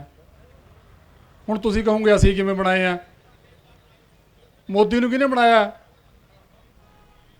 ਸਰਕਾਰ ਕਿਹਨੇ ਬਣਾਈ ਆ? ਡੈਮੋਕ੍ਰੇਸੀ ਹੈ। ਮੈਂ ਪੁੱਛਦਾ ਤੁਹਾਨੂੰ ਵੀ ਸਰਕਾਰ ਕਿਹਨੇ ਬਣਾਈ ਹੈ? ਅਸੀਂ ਬਣਾਈ ਹੈ। ਇੱਥੇ ਜਿਹੜੇ ਬੁਲਾਰੇ ਆ ਉਹ ਕਹਿ ਕੇ ਗਏ ਆ ਕਿ ਪਾਰਟੀਆਂ ਚੱਲਦੀਆਂ ਚੰਦੇ ਨਾਲ, ਚੰਦਾ ਮਿਲਦਾ ਕਾਰਪੋਰੇਟ ਘਰਾਣਿਆਂ ਤੋਂ। ਸਾਡੀ ਉਹ ਸਥਿਤੀ ਨਹੀਂ ਕਿ ਅਸੀਂ ਚੰਦਾ ਦੇ ਸਕੀਏ, ਲੇਕਿਨ ਉਹ ਚੰਦਾ ਵਰਤਿਆ ਕਿੱਥੇ ਜਾਂਦਾ? ਸਾਨੂੰ ਆਪਣੀ ਤਾਕਤ ਸਮਝਣ ਦੀ ਲੋੜ ਹੈ। ਗੱਲ ਨੂੰ ਧਿਆਨ ਨਾਲ ਸਮਝਿਓ ਕਿ ਜਿਹੜਾ ਚੰਦਾ ਕਾਰਪੋਰੇਟ ਘਰਾਣੇ ਹਜ਼ਾਰਾਂ ਕਰੋੜ ਦਾ ਪਾਰਟੀਆਂ ਨੂੰ ਦਿੰਦੇ ਆ, ਉਹਦੇ ਨਾਲ ਉਹ ਆਪਣੀ ਇਲੈਕਸ਼ਨ ਨੂੰ ਮੈਨੂਪਲੇਟ ਕਰਦੇ ਆ। ਉਹ ਚੰਦੇ ਨਾਲ ਵੱਡੀਆਂ ਵੱਡੀਆਂ ਰੈਲੀਆਂ, ਵੱਡੇ ਵੱਡੇ ਸਮਾਗਮ, ਇੱਥੋਂ ਤੱਕ ਕਿ ਉਹ ਪੈਸਾ ਸਾਨੂੰ ਖਰੀਦਣ ਲਈ ਵਰਤਿਆ ਜਾਂਦਾ। ਜਦ ਤੱਕ ਸਰਕਾਰਾਂ ਨੂੰ ਇਸ ਗੱਲ ਦਾ ਅਹਿਸਾਸ ਰਹੂਗਾ ਕਿ ਅਸੀਂ ਇਲੈਕਸ਼ਨ ਚੰਦੇ ਨਾਲ, ਕਾਰਪੋਰੇਟ ਘਰਾਣਿਆਂ ਦੀ ਮਦਦ ਨਾਲ ਜਿੱਤ ਸਕਦੇ ਹਾਂ, ਉਦੋਂ ਤੱਕ ਕਾਨੂੰਨ ਉਹਨਾਂ ਦੇ ਪੱਖ ਦੇ ਬਣਦੇ ਰਹਿਣੇ ਆ। ਜਿਹੜਾ ਬਕਾਊ ਮਹਿਕਮਾ ਹੈ ਸਾਡੇ ਵਾਲਾ ਵਿੱਚੇ ਮੈਂ, ਉਹਨਾਂ ਦੇ ਖਿਲਾਫ ਬਣਦੇ ਰਹਿਣੇ ਆ। ਅੱਜ ਦੀ ਇਸ ਗੱਲ ਦਾ ਸੈਂਟਰਲ ਆਈਡੀਆ ਮੈਂ ਤਾਂ ਤੁਹਾਨੂੰ ਇਹੀ ਦੇਣੀ ਚਾਹੁੰਦਾ ਕਿ ਜੇ ਉਹ ਚੰਦਾ ਲੈਂਦੇ ਆ, ਚੰਦਾ ਲੈ ਕੇ ਵੱਡੀਆਂ ਵੱਡੀਆਂ ਰੈਲੀਆਂ ਕਰਦੇ, ਵੱਡੇ ਵੱਡੇ ਸਮਾਗਮ ਕਰਦੇ, ਵੱਡੇ ਵੱਡੇ ਖਰਚ ਕਰਕੇ ਸਾਨੂੰ ਦਿਖਾਇਆ ਜਾਂਦਾ ਕਿ ਫਲਾਣੀ ਪਾਰਟੀ ਬੜੀ ਵੱਡੀ। ਅੱਜ ਵੀ ਸਾਡੀ ਦੌੜ ਇਹੀ ਹੈ ਕਿ ਫਲਾਣੇ ਧਰਨੇ 'ਚ ਬੜੇ ਬੰਦੇ, ਫਲਾਣੇ ਧਰਨੇ 'ਚ ਘੱਟ ਬੰਦੇ। ਅਸੀਂ ਕਿਸੇ ਸੈਲੀਬ੍ਰਿਟੀ ਦੇ ਪਿੱਛੇ, ਮੈਂ ਤਾਂ ਮੇਰੇ ਬਾਈ ਨੂੰ ਕਹਿੰਦਾ ਸੀ, ਅੱਜ ਮੈਂ ਵੈਸੇ ਪੱਠੇ ਵੱਢ ਕੇ ਆਇਆ ਸੀ, ਮੇਰਾ ਪ੍ਰੋਗਰਾਮ ਕੋਈ ਨਹੀਂ ਸੀ ਆਉਣ ਦਾ। ਮੈਨੂੰ ਮੇਰਾ ਭਰਾ ਚਿੰਬੜ ਕਹਿੰਦਾ ਆਪਾਂ ਜਾਣਾ। ਮੈਂ ਕਿਹਾ ਜੇ ਤਾਂ ਦੀਪ ਸਿੱਧੂ ਨਾਲ ਫੋਟੋ ਖਿਚਾਉਣ ਜਾਣੀ ਹੈ ਫਿਰ ਤਾਂ ਮੈਂ ਜਾਣਾ ਨਹੀਂ। ਜੇ ਕਿਸਾਨਾਂ ਦੀ ਗੱਲ ਕਰਨੀ ਹੈ, ਕਿਸਾਨਾਂ ਧਰਨੇ 'ਚ ਜਾਣਾ, ਕਿਸਾਨੀ ਦੀ ਗੱਲ ਕਰਨੀ ਹੈ, ਫਿਰ ਮੈਂ ਚੱਲਦਾ। ਮੈਂ ਜਾਣਦਾ ਨਹੀਂ, ਤੁਹਾਨੂੰ ਨਹੀਂ ਜਾਣਦਾ, ਤੁਸੀਂ ਮੈਨੂੰ ਨਹੀਂ ਜਾਣਦੇ, ਮੈਂ ਦੀਪ ਸਿੱਧੂ ਨੂੰ ਨਹੀਂ ਜਾਣਦਾ, ਦੀਪ ਸਿੱਧੂ ਮੈਨੂੰ ਨਹੀਂ ਜਾਣਦਾ। ਪਰ ਗੱਲ ਇਹੀ ਹੈ ਕਿ ਜਦ ਤੱਕ ਸਰਕਾਰਾਂ ਨੂੰ ਇਹ ਲੱਗੂਗਾ ਕਿ ਅਸੀਂ ਕਾਰਪੋਰੇਟ ਘਰਾਣਿਆਂ ਤੋਂ ਚੰਦਾ ਲੈ ਕੇ ਲੋਕਾਂ ਨੂੰ ਖਰੀਦ ਕੇ ਰਾਜ ਕਰ ਸਕਦੇ ਹਾਂ, ਉਦੋਂ ਤੱਕ ਕਾਨੂੰਨ ਕਾਰਪੋਰੇਟ ਘਰਾਣਿਆਂ ਦੇ ਪੱਖ ਦੇ ਤੇ ਤੁਹਾਡੇ ਵਿਰੋਧ ਦੇ ਬਣਦੇ ਰਹਿਣੇ ਆ। ਜੇ ਤੁਸੀਂ ਚਾਹੁੰਦੇ ਹੋ ਕਿ ਕਾਨੂੰਨ ਸਾਡੇ ਪੱਖ ਦੇ ਤੇ ਕਾਰਪੋਰੇਟ ਘਰਾਣਿਆਂ ਦੇ ਵਿਰੋਧ ਦੇ ਬਣਨ, ਤਾਂ ਤੁਹਾਨੂੰ ਸਰਕਾਰ ਨੂੰ ਇਹ ਅਹਿਸਾਸ ਕਰਾਉਣਾ ਪਊਗਾ ਕਿ ਜਿੰਨਾ ਮਰਜ਼ੀ ਚੰਦਾ ਇਕੱਠਾ ਕਰਕੇ, ਜਿੱਡੀਆਂ ਮਰਜ਼ੀ ਵੱਡੀਆਂ ਰੈਲੀਆਂ ਕਰਕੇ, ਜਿੰਨੇ ਮਰਜ਼ੀ ਪੈਸੇ ਦੇ ਕੇ ਤੁਸੀਂ ਸਾਨੂੰ ਖਰੀਦ ਨਹੀਂ ਸਕਦੇ, ਸਾਨੂੰ ਭਰਮਾ ਨਹੀਂ ਸਕਦੇ, ਸਾਡੀਆਂ ਵੋਟਾਂ ਲਿਜਾ ਨਹੀਂ ਸਕਦੇ। ਉਸ ਦਿਨ ਉਹ ਸਰਕਾਰਾਂ ਨੂੰ ਅਹਿਸਾਸ ਹੋ ਜਾਊਗਾ ਕਿ ਲੋਕ ਹੁਣ ਜਾਗ ਗਏ, ਲੋਕਾਂ ਦੇ ਵਿੱਚ ਜਾਗ੍ਰਿਤੀ ਆ ਗਈ, ਆਪਣੇ ਹੱਕ ਮੰਗੇ ਨਹੀਂ ਜਾਂਦੇ। ਅੱਜ ਅਸੀਂ ਮੰਗਣ ਤੁਰੇ ਹੋਏ ਹਾਂ ਫਲਾਣੀ ਸਰਕਾਰ ਤੋਂ, ਸਾਨੂੰ ਦੇ ਦਿਓ ਜੀ, ਸਾਨੂੰ ਦੇ ਦਿਓ ਜੀ, ਸਾਨੂੰ ਦੇ ਦਿਓ। ਕਿਉਂ ਦੇ ਦਿਓ? ਉਹ ਸਰਕਾਰ ਦਾ 4 ਸਾਲ ਬਾਅਦ ਫੇਰ ਆਇਆ ਸਮਾਂ, ਅਸੀਂ ਬਦਲ ਕੇ ਮੋਦੀ ਨੂੰ ਲਾ ਕੇ ਜਿਹਨੂੰ ਮਰਜ਼ੀ ਬਣਾ ਲਈਏ। ਯਾਰ ਸਾਡੇ ਹੱਥ 'ਚ ਹੈ, ਡੈਮੋਕ੍ਰੇਸੀ ਹੈ। ਉਹ ਵੋਟਾਂ ਲੈ ਕੇ ਪ੍ਰਧਾਨ ਮੰਤਰੀ ਬਣਿਆ ਜਾਂ ਵੋਟਾਂ ਲੈ ਕੇ MLA MP ਸਾਰਾ ਕੁਝ ਬਣਦਾ। ਵੋਟਾਂ ਕੌਣ ਪਾਉਂਦਾ? ਅਸੀਂ ਪਾਉਂਦੇ ਆ। ਜਿਹੜਾ ਪੈਸਾ ਉਹ ਕਾਰਪੋਰੇਟ ਘਰਾਣਿਆਂ ਤੋਂ ਲੈਂਦੇ ਆ, ਹੁਣ ਕਾਰਪੋਰੇਟ ਘਰਾਣੇ ਹੁਣ ਉਹਨਾਂ ਨੇ ਜ਼ਰੂਰੀ ਵਸਤਾਂ ਦੇ ਵਿੱਚੋਂ ਤੁਹਾਡੇ ਆਲੂ ਪਿਆਜ਼ ਵੀ ਕੱਢਤੇ। ਉਹ ਪੈਸਾ ਉਹਨਾਂ ਨੇ ਫੇਰ ਤੁਹਾਡੀਆਂ ਜੇਬਾਂ 'ਚੋਂ ਹੀ ਲੈ ਜਾਣਾ। ਤੁਸੀਂ ਪੁੱਛੋਗੇ ਕਿਵੇਂ ਲੈ ਜਾਣਾ? ਉਹ ਹੁਣ ਆਲੂ ਤੋਂ 2 ਰੁਪਏ ਕਿਲੋ ਲੈ ਲਿਆ, ਅਗਲਾ ਨੇ ਸਟੋਰ ਕਰ ਲਿਆ, ਉਹ ਮੁੜ ਕੇ 40 ਰੁਪਏ ਕਿਲੋ ਤੁਹਾਨੂੰ ਵੇਚੀ ਜਾਂਦੇ ਆ। ਹੁਣ ਰੌਲਾ MSP ਦਾ ਹੈ ਕਿ ਮਿਨੀਮਮ ਸਪੋਰਟ ਪ੍ਰਾਈਸ, ਮਿਨੀਮਮ ਤੇ ਮੈਕਸੀਮਮ 2 ਲਫ਼ਜ਼ ਹੈ। ਮਿਨੀਮਮ ਘੱਟੋ ਘੱਟ, ਮੈਕਸੀਮਮ ਵੱਧ ਤੋਂ ਵੱਧ। ਜੇ ਮੰਨ ਲਓ ਕਿਸੇ ਫਸਲ ਦਾ ਮਿਨੀਮਮ ਸਪੋਰਟ ਪ੍ਰਾਈਸ ਹੈਗਾ, ਆਲੂ ਦੀ ਐਗਜ਼ਾਮਪਲ ਲਾ ਲਓ, 2 ਰੁਪਏ ਕਿਲੋ ਆਲੂ ਦਾ ਰੇਟ ਆ, ਤੇ ਉਹਦਾ ਮੈਕਸੀਮਮ ਰਿਟੇਲ ਪ੍ਰਾਈਸ ਕਿਉਂ ਨਹੀਂ ਹੈਗਾ? ਜਦ ਕਿਸਾਨ ਦੀ ਫਸਲ ਦਾ ਮੁੱਲ ਤੈਅ ਕਰਨਾ ਹੁੰਦਾ ਸਰਕਾਰ ਨੇ, ਉਦੋਂ ਤਾਂ ਇਹਨਾਂ ਨੂੰ ਗਰੀਬ ਦਿਖਦਾ ਕਿ ਜੇ ਅਸੀਂ ਸਰਕਾਰ ਸਵਾਮੀਨਾਥਨ ਕਮਿਸ਼ਨ ਦੀਆਂ ਸਿਫਾਰਸ਼ਾਂ ਲਾਗੂ ਕਰਤੀਆਂ ਤਾਂ ਗਰੀਬ ਮਾਰਿਆ ਜਾਊਗਾ, ਫਸਲ ਮਹਿੰਗੀ ਹੋ ਜੂ, ਅਨਾਜ ਮਹਿੰਗਾ ਹੋ ਜੂ। ਲੇਕਿਨ ਜਿੱਦਣ ਉਹੀ 2 ਰੁਪਏ ਕਿਲੋ ਵਾਲਾ ਆਲੂ 40 ਰੁਪਏ ਕਿਲੋ ਦਾ ਵਿਕਦਾ, ਉਦੋਂ ਗਰੀਬ ਕਿੱਥੇ ਜਾਂਦਾ?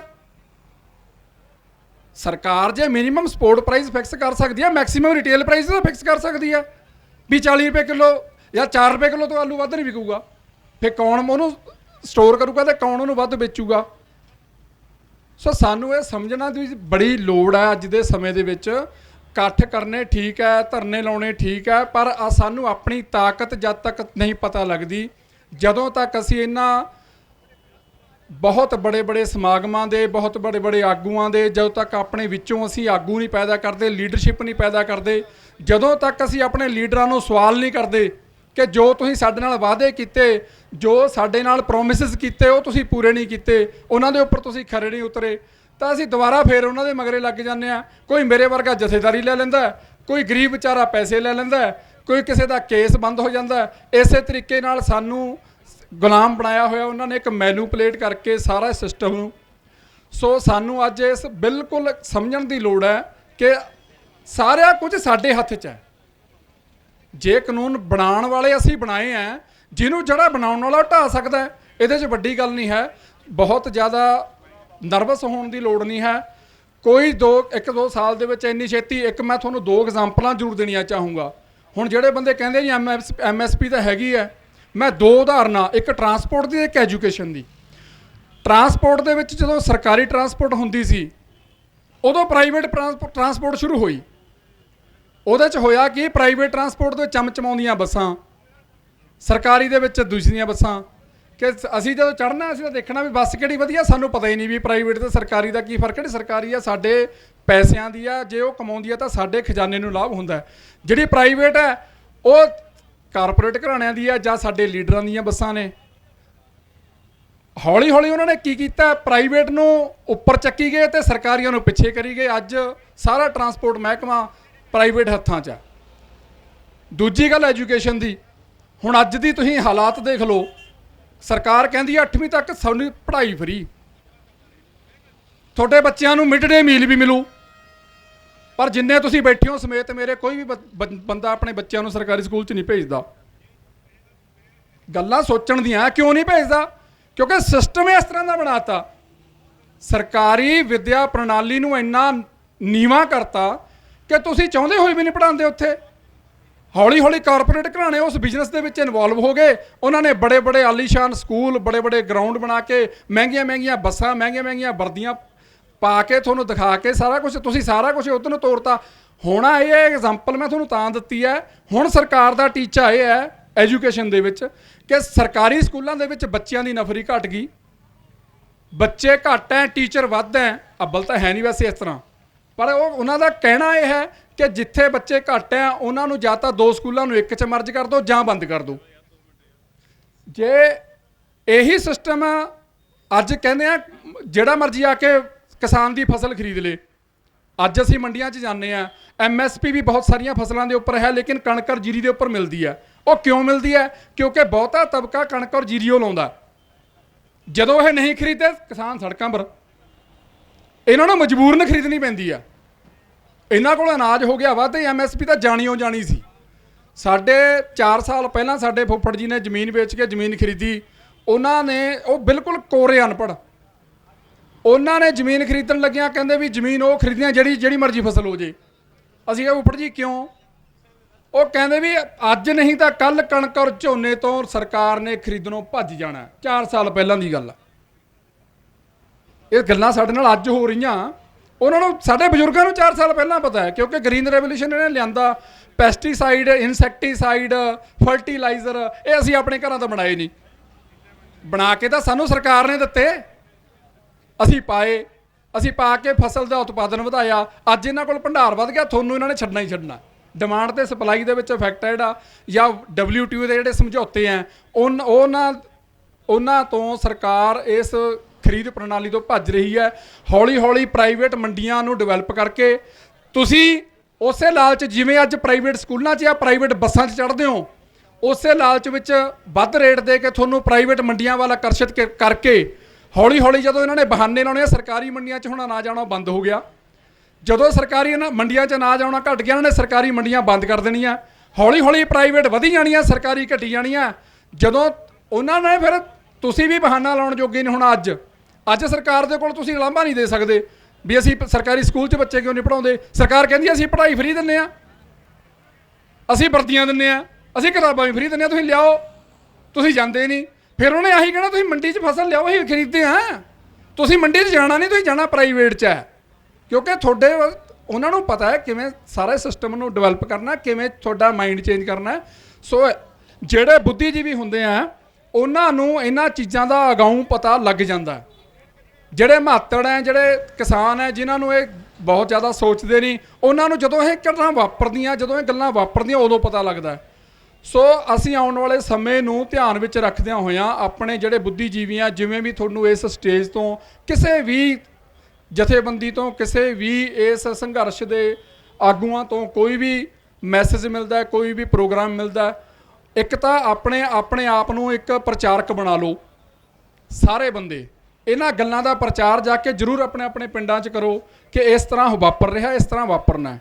ਜਦੋਂ ਤੱਕ ਅਸੀਂ ਆਪਣੀ ਵੋਟ ਦੀ ਤਾਕਤ ਨੂੰ ਨਹੀਂ ਸਮਝਦੇ, ਜਦੋਂ ਤੱਕ ਆਪਣੀਆਂ ਵੋਟਾਂ ਵੇਚਣੋਂ ਨਹੀਂ ਹਟਦੇ, ਉਦੋਂ ਤੱਕ ਇਹਨਾਂ ਨੇ ਕਾਰਪੋਰੇਟ ਘਰਾਣਿਆਂ ਤੋਂ, ਕਾਰਪੋਰੇਟ ਸੈਕਟਰ ਤੋਂ ਪੈਸੇ ਲੈ ਕੇ ਤੁਹਾਨੂੰ ਖਰੀਦ ਕੇ ਤੁਹਾਡੇ ਪਰ ਰਾਜ ਕਰਨਾ ਤੇ ਕਾਨੂੰਨ ਉਹਨਾਂ ਦੇ ਹੱਕ ਦੇ ਤੇ ਤੁਹਾਡੇ ਵਿਰੋਧ ਦੇ ਬਣਦੇ ਰਹਿਣੇ ਆ। ਇਹਨਾਂ ਗੱਲਾਂ ਨਾਲ ਮੈਂ ਜੇ ਕੁਛ ਵੱਧ ਘੱਟ ਬੋਲ ਗਿਆ ਹਾਂ, ਖਿਮਾ ਦਾ ਜਾਚਕ ਹਾਂ। ਵਾਹਿਗੁਰੂ ਜੀ ਕਾ ਖਾਲਸਾ, ਵਾਹਿਗੁਰੂ ਜੀ ਕੀ ਫਤਿਹ। ਸੋ ਨਿਹਾਲ, ਸਤਿ ਸ਼੍ਰੀ ਅਕਾਲ। ਮਲਕੀਤ ਸਿੰਘ ਜੀ ਦਾ ਬੜਾ ਧੰਨਵਾਦ, ਜਿਹੜੇ ਬੜਾ ਵੱਡਾ ਜਥਾ ਲੈ ਕੇ ਵੀ ਆਏ ਔਰ ਇਹ ਵੀ ਵਿਸ਼ਵਾਸ ਦਿਵਾ ਕੇ ਗਏ ਆ ਕਿ ਆਉਂਦੇ ਦਿਨਾਂ ਦੇ ਵਿੱਚ ਵੀ ਇਸ ਸ਼ੰਭੂ ਮੋਰਚੇ ਦੇ ਵਿੱਚ ਇਹ ਲੰਗਰਾਂ ਦੀ ਸੇਵਾ, ਦੁੱਧ ਦੀ ਸੇਵਾ ਲਗਾਤਾਰ ਕਰਦੇ ਰਹਿਣਗੇ। ਮੈਂ ਬੇਨਤੀ ਕਰਾਂਗਾ 5 ਮਿੰਟ ਦੇ ਲਈ ਕੁਲਵਿੰਦਰ ਸਿੰਘ ਜੀ ਚੂੜਚੱਕ, ਉਹ ਕਹਿੰਦੇ ਮੈਂ ਉਸ ਮੁੱਦੇ ਤੇ ਬੋਲਣਾ ਜਿਹੜਾ ਮੁੱਦਾ ਛੂਹਿਆ ਨਹੀਂ ਗਿਆ। ਸੋ ਉਹ 5 ਮਿੰਟ ਦੇ ਲਈ ਆਪਣਾ ਕੁੰਜੀਵਤ ਭਾਸ਼ਣ ਤੁਹਾਡੇ ਨਾਲ ਸਾਂਝਾ ਕਰਨਗੇ। ਉਸ ਤੋਂ ਬਾਅਦ ਬਰਾੜ ਸਾਹਿਬ ਤੇ ਫਿਰ ਦੀਪ ਜੀ ਨੇ ਬੋਲ ਕੇ ਆਪਾਂ ਸਮਾਗਮ ਨੂੰ ਫਿਰ ਜਿਹੜਾ ਰਾਤ ਦਾ ਸੈਸ਼ਨ ਹੈ ਰਹਿਰਾਸ ਤੋਂ ਬਾਅਦ ਉਹ ਸ਼ੁਰੂ ਕਰਾਂਗੇ। ਤੇ ਕੁਝ ਬੁਲਾਰੇ ਅਸੀਂ ਰਾਤ ਵਾਸਤੇ ਵੀ ਰੱਖਦੇ ਹਾਂ, ਕਿਉਂਕਿ ਰਾਤ ਨੂੰ ਬੈਠ ਕੇ ਇੱਥੇ ਡਿਸਕਸ਼ਨ ਹੁੰਦੀ ਹੈ। ਪੰਜਾਬ ਦੇ ਮੁੱਦੇ, ਭਖਦੇ ਮੁੱਦੇ, ਅਸੀਂ ਸਾਰੇ ਬੈਠ ਕੇ ਆਪਾਂ ਉਹਨਾਂ ਮੁੱਦਿਆਂ ਨੂੰ ਵੀ ਵਿਚਾਰਦੇ ਹਾਂ। ਸੋ ਮੈਂ ਬੁਲਾਰੇ ਜਿਹੜੇ ਬੈਠੇ ਆ ਉਹਨਾਂ ਦੇ ਚਰਨਾਂ 'ਚ ਬੇਨਤੀ ਹੈ ਕਿ ਮਤਲਬ ਕਈ ਵਾਰੀ ਗੁੱਸਾ ਵੀ ਨਾ ਕਰਿਓ ਕਿ ਸਾਨੂੰ ਦਿਨ ਦੇ ਵਿੱਚ ਜਸਵਿੰਦਰ ਸਿੰਘ ਮਾਨਕਪੁਰ ਜੀ ਬੈਠੇ ਆ, ਉਹ ਕਹਿੰਦੇ ਹਰਿਆਣਾ ਪੰਜਾਬ ਦੀ ਗੱਲ ਕਰਨੀ ਹੈ ਕੇਵਲ 1 ਮਿੰਟ ਲਈ। ਕੇਵਲ 1 ਮਿੰਟ ਦਾ ਹੋਣਾ ਨਹੀਂ, 2.5 ਮਿੰਟ ਲੈ ਲਿਓ। ਚਲੋ ਤੁਹਾਨੂੰ ਵੀ ਹੁਣੇ ਬੁਲਾਵਾਂਗੇ ਕਿਉਂਕਿ ਦੋਏ ਬੱਚੇ ਉਸੇ ਦਿਨ ਦੇ ਨਾਲ ਤੁਹਾਡੇ ਆ ਰਹੇ ਹੈ। ਸੋ ਮੈਂ ਬੇਨਤੀ ਹੈ ਕੁਲਵਿੰਦਰ ਸਿੰਘ ਜੀ ਆਪਣਾ ਚੂੜਚੱਕ ਨੂੰ ਉਹ 5 ਮਿੰਟ ਦੇ ਲਈ ਆਪਣੇ ਵਿਚਾਰ ਤੁਹਾਡੇ ਨਾਲ ਸਾਂਝੇ ਕਰਨਗੇ। ਸਾਰੀਆਂ ਸੰਗਤਾਂ ਨੂੰ ਬੇਨਤੀ ਹੈ, ਨੌਜਵਾਨ ਬੈਠੇ ਆ, ਲੜਾਈ ਤੁਹਾਡੇ ਹੱਕਾਂ ਦੀ ਹੈ, ਲੜਾਈ ਤੁਹਾਡੇ ਹੱਕਾਂ ਦੀ ਲੜ ਰਹੇ ਆ। ਤੁਸੀਂ ਤਕਰੀਬਨ ਅੱਧਾ ਕੁ ਘੰਟਾ ਪੰਡਾਲ ਦੇ ਵਿੱਚ ਬੈਠੋ, ਪੰਡਾਲ ਸਜਦਾ ਹੈ ਤਾਂ ਵਧੀਆ ਲੱਗਦਾ। ਬੇਨਤੀ ਹੈ ਇੱਧਰੋਂ ਉੱਠ ਕੇ ਜੇ ਇੱਥੇ ਆ ਜਾਓ, ਮੌਸਮ ਵੀ ਠੀਕ ਹੈ, ਤਾਂ ਇਹ ਮੀਡੀਆ ਸਾਰੇ ਵਰਲਡ ਦੇ ਵਿੱਚ ਆਪਣੀ ਇਸ ਸਟੇਜ ਨੂੰ, ਇਸ ਪੰਡਾਲ ਨੂੰ ਦਿਖਾ ਰਿਹਾ ਹੈ। ਹੱਥ ਬੰਨ੍ਹ ਕੇ ਬੇਨਤੀ ਹੈ ਸਾਰਿਆਂ ਨੂੰ ਕਿ ਤੁਸੀਂ ਆਓ। ਕੁਲਵਿੰਦਰ ਸਿੰਘ ਚੂੜਚੱਕ।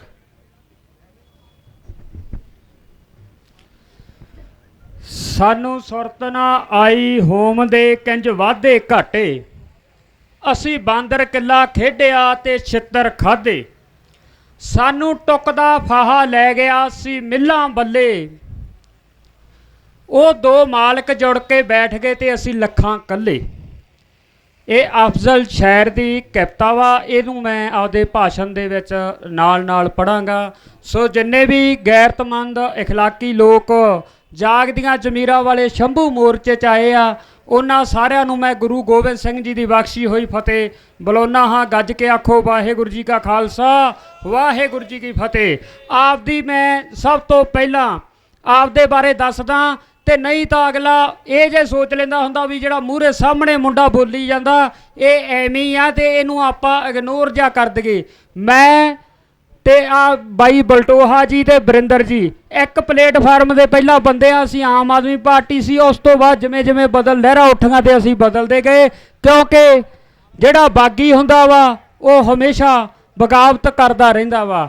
ਮੈਂ ਚੂੜਚੱਕ ਤੋਂ ਆਇਆ ਹਾਂ, ਮੋਗੇ ਜ਼ਿਲ੍ਹੇ ਦਾ ਪਿੰਡ ਚੂੜਚੱਕ, ਜਿੱਥੋਂ ਦਾ ਸਰਦਾਰ ਲਛਮਣ ਸਿੰਘ ਗਿੱਲ ਹੋਇਆ, ਜਿੱਥੇ ਗਦਰੀ ਬਾਬਾ ਰੂੜ ਸਿੰਘ ਹੋਇਆ, ਜਿੱਥੇ ਗਦਰੀ ਬਾਬਾ ਪਾਖਰ ਸਿੰਘ ਹੋਇਆ। ਇਹ ਮੇਰਾ ਪਰਿਚਾ ਵਾ। ਮੈਂ ਚੂੜਚੱਕ ਦਾ ਉਸ ਦਾ ਪਿੰਡ ਆ, ਉਸ ਪਿੰਡ ਵੱਲੋਂ ਇੱਥੇ ਧਰਨੇ ਦੇ ਵਿੱਚ ਹਾਜ਼ਰੀ ਲਵਾਉਣ ਆਇਆ ਵਾਂ। ਸਭ ਤੋਂ ਪਹਿਲਾਂ ਮੈਂ ਗੱਲ ਕਰੂੰਗਾ ਸਾਡੇ ਲੁੱਟੇ ਗਏ ਪਾਣੀਆਂ ਦੀ। ਵੈਸੇ ਤਾਂ ਧਰਨਿਆਂ ਦੇ ਵਿੱਚ ਜਿਹੜੀ ਗੱਲ ਹੈ ਉਹ ਇਹੀ ਹੋਣੀ ਚਾਹੀਦੀ ਆ ਕਿ ਅਸੀਂ ਲੁੱਟੇ ਗਏ, ਕਿਵੇਂ ਲੁੱਟੇ ਗਏ, ਕਿਉਂ ਲੁੱਟੇ ਗਏ ਤੇ ਕਿੱਥੇ ਲੁੱਟੇ ਗਏ। ਸਾਡਾ ਪਾਣੀ ਝੋਨੇ ਦੇ ਜ਼ਰੀਏ ਲੁੱਟ ਲਿਆ ਤੇ ਸਾਨੂੰ ਕਿਹੜੀ ਲੜਾਈ 'ਚ ਉਲਝਾਇਆ ਗਿਆ? ਸਾਨੂੰ SYL ਦੀ ਲੜਾਈ 'ਚ ਉਲਝਾ ਕੇ ਉਹ ਬਿਨਾਂ ਨਹਿਰ ਕੱਢਿਓ, ਬਿਨਾਂ ਕੋਈ ਮਸ਼ੱਤਕ ਕੀਤਿਓ ਸਾਡਾ ਪਾਣੀ ਝੋਨੇ ਦੇ ਜ਼ਰੀਏ ਅਗਲਿਆਂ ਨੇ ਆਪਦੇ ਸੂਬਿਆਂ 'ਚ ਟਰਾਂਸਪਲਾਂਟ ਕਰ ਲਿਆ, ਕਿਉਂਕਿ ਉਹ ਸੂਬਿਆਂ 'ਚ ਪਾਣੀ ਹਜੇ ਵੀ ਉੱਤੇ ਆ ਤੇ ਸਾਡਾ ਪਾਣੀ ਆ ਜਿਹੜਾ ਉਹ ਥੱਲੇ ਜਾ ਚੁੱਕਾ ਪੀਣ ਵਾਲੇ ਪਾਣੀ ਦੇ। ਵਰਲਡ ਬੈਂਕ ਨੇ ਸਾਰੇ ਪਿੰਡਾਂ ਦੇ ਵਿੱਚ, ਸਾਡੇ ਨੇੜੇ ਦੋਦਰ ਦੇ ਵਿੱਚ ਪੀਣ ਵਾਲੇ ਪਾਣੀ ਦਾ ਵਰਲਡ ਬੈਂਕ ਨੇ ਇੱਕ ਪ੍ਰੋਜੈਕਟ ਲਾਇਆ, ਜਿਹਦਾ ਤੁਹਾਨੂੰ ਮੁੱਲ ਪੀਣ ਵਾਲਾ ਪਾਣੀ ਮਿਲੂਗਾ ਨਹਿਰਾਂ ਦੇ ਜ਼ਰੀਏ। ਫਿਰ ਅਸੀਂ ਪਾਣੀ ਦੀ ਖਾਤਰ ਇਹਨਾਂ ਲੋਟੂਆਂ ਸਰਕਾਰਾਂ ਲੀਡਰਾਂ ਮੂਹਰੇ ਲੜੀਆਂ ਕੱਢਾਂਗੇ। ਇੱਕ ਗੱਲ ਤੁਹਾਨੂੰ ਹੋਰ ਦੱਸ ਦਿੰਨਾ ਕਿ ਭਰਾਵੋ, ਇਹ ਨਾ ਸਮਝਿਓ ਕਿ ਅਸੀਂ ਕਾਂਗਰਸੀਆਂ ਹੱਥੋਂ ਲੁੱਟੇ ਗਏ ਤੇ ਕਾਲੀ ਬਚਾ ਲੈਣਗੇ, ਅਸੀਂ ਕਾਲੀਆਂ ਹੱਥੋਂ ਲੁੱਟੇ ਗਏ ਤੇ ਆਪ ਵਾਲੇ ਬਚਾ ਲੈਣਗੇ। ਕਿਸੇ ਨਹੀਂ ਜੀ ਬਚਾਉਣਾ, ਕਿਉਂਕਿ ਇੱਕ ਪਾਸੇ ਸਾਡੇ ਗੁਰੂ ਸਾਹਿਬਾਨ ਨੇ ਕਿਹਾ ਸੀ ਕਿ ਸ਼ਾਸਤਰ ਕੇ ਅਧੀਨ ਰਾਜ ਹੈ। ਕੋਈ ਵੇਲਾ ਸੀ ਕਿ ਸ਼ਾਸਤਰ ਕੇ ਅਧੀਨ ਰਾਜ ਸੀ, ਪਰ ਅੱਜ ਦਾ ਜਿਹੜਾ ਰਾਜ ਆ ਉਹ ਸਿਸਟਮ ਕੇ ਅਧੀਨ ਰਾਜ ਹੈ। ਇੱਕ ਪਾਸੇ ਸਿਸਟਮ ਚੱਲਦਾ ਵਾ, ਦੂਜੇ ਪਾਸੇ ਗੌਰਮੈਂਟਾਂ ਬਦਲੀ ਜਾਂਦੀਆਂ ਵਾ, ਉਹਨਾਂ ਦੀ ਕੋਈ ਪੇਸ਼ ਨਹੀਂ ਚੱਲਦੀ। ਤੁਸੀਂ ਆ ਹੁਣ ਬਦਲਦੇ ਇਨਕਲਾਬ ਦੇ ਵਿੱਚ ਆਮ ਆਦਮੀ ਪਾਰਟੀ ਦੇ MLA ਤੇ MP ਜਿਤਾ ਕੇ ਵੀ ਦੇਖ ਲਿਆ, ਕੁਝ ਨਹੀਂ ਜੇ ਬਦਲਦਾ, ਸਾਰਾ ਕੁਛ ਉਵੇਂ ਚੱਲਦਾ ਵਾ। ਉਹਨਾਂ ਨੂੰ ਕਿਹਾ ਜਾਂਦਾ ਵਾਕਆਊਟ ਕਰ ਜਾਓ ਤੇ ਉਹ ਵਾਕਆਊਟ ਕਰ ਜਾਂਦੇ ਆ। ਸੋ ਸਿਸਟਮ ਕੀ ਚੱਲ ਰਿਹਾ ਵਾ? ਅਮਰੀਕਾ ਦਾ ਸਾਮਰਾਜ ਇੱਥੇ ਕਾਇਮ ਹੋ ਰਿਹਾ ਵਾ ਤੇ ਪਾਰਟੀਆਂ ਨੂੰ ਫੋਲੋ ਕਰ ਰਹੀਆਂ ਵਾ। ਉਸੇ ਸਿਸਟਮ ਦੇ ਅਧੀਨ ਸਾਡਾ ਨਿੱਜੀਕਰਨ ਹੋਣਾ ਸ਼ੁਰੂ ਹੋਇਆ ਵਾ। ਸਾਡਾ ਜਿਹੜਾ ਨਿੱਜੀਕਰਨ ਉਹ ਅੱਜ ਤੋਂ ਨਹੀਂ ਸ਼ੁਰੂ ਹੋਇਆ। ਹੁਣ ਅਸੀਂ ਕੋਆਪਰੇਟ ਘਰਾਣਿਆਂ ਦੇ ਵਿੱਚ ਘਿਰੇ ਹੋਏ ਹਾਂ, ਇੰਡਸਟਰੀਅਲ ਦੇ ਵਿੱਚ ਘਿਰੇ ਹੋਏ ਹਾਂ। ਅਸੀਂ ਸਵੇਰ ਤੋਂ ਲੈ ਕੇ ਸ਼ਾਮ ਤੱਕ ਇੰਡਸਟਰੀਅਲ ਨਾਲ ਲੜਦੇ ਹਾਂ। ਘਰੋਂ ਅਸੀਂ ਬੁਰਸ਼ ਕਰਨ ਤੋਂ ਲੈ ਕੇ ਸਵੇਰ ਤੋਂ ਲੈ ਕੇ ਸ਼ਾਮ ਤੱਕ ਉਹਨਾਂ ਕੋਆਪਰੇਟ ਘਰਾਣਿਆਂ ਦੇ ਵਿੱਚ ਜਿਹੜਾ ਹੈਗਾ ਉਹਨਾਂ ਦੀਆਂ ਚੀਜ਼ਾਂ ਖਰੀਦਦੇ ਹਾਂ ਤੇ ਵਰਤਦੇ ਹਾਂ, ਤੇ ਫਿਰ ਕਿਤੇ ਜਾ ਕੇ ਆਪਾਂ ਨੂੰ ਸਕੂਨ ਜਿਹਾ ਮਿਲਦਾ ਵੀ ਅੱਜ ਦਾ ਦਿਨ ਲੰਘ ਗਿਆ ਤੇ ਕੱਲ੍ਹ ਨੂੰ ਦੇਖੀ ਜਾਊਗਾ, ਵਾਹਿਗੁਰੂ ਭਲੀ ਕਰੂਗਾ। ਦੂਸਰੀ ਗੱਲ ਮੈਂ ਕਰਨੀ ਜ਼ਰੂਰੀ ਸੀ, ਜਿਹੜੀ ਸਮਝਦਾ ਇੱਥੇ ਹਜੇ ਤੱਕ ਕਿਸੇ ਨੇ ਨਹੀਂ ਕੀਤੀ। ਮੈਂ ਪਿੰਡੋਂ ਤੁਰਨ ਲੱਗਾ ਤਾਂ ਮੈਂ ਇੱਕ ਬੰਦੇ ਨਾਲ ਨੁਕਤਾ ਸਾਂਝਾ ਕੀਤਾ ਵੀ ਮੈਂ ਸ਼ੰਭੂ ਮੋਰਚੇ ਤੇ ਚੱਲਿਆ ਜਾਣਾ। ਮੈਨੂੰ ਕਹਿੰਦਾ ਵਕੀਲਾਂ ਦੇ ਧਰਨੇ ਤੇ ਮੈਂ ਆ ਕੇ ਇੱਥੇ ਨੋਟ ਕੀਤਾ, ਵਾਕਈ ਵਕੀਲਾਂ ਦਾ ਧਰਨਾ, ਕਿਸਾਨ ਧਰਨੇ ਨੂੰ ਬਣਾਉਣ ਵਾਸਤੇ ਕਿਸਾਨ ਆਗੂਆਂ ਦਾ ਹੋਣਾ ਬਹੁਤ ਜ਼ਰੂਰੀ ਆ। ਦੁਪਹਿਰ ਤੋਂ ਬਾਅਦ ਜਦੋਂ ਨੀਲੀਆਂ ਤੇ ਹਰੀਆਂ ਪੱਗਾਂ ਵਾਲੇ ਇੱਥੇ ਬੰਦੇ ਆਏ ਟਰਾਲੀਆਂ ਭਰ ਕੇ, ਮੈਂ ਕਿਹਾ ਨਹੀਂ ਯਾਰ ਸਹੀ ਜਗ੍ਹਾ ਤੇ ਆਏ ਆ, ਹੈ ਤਾਂ ਕਿਸਾਨ ਧਰਨੇ ਹੀ ਆ।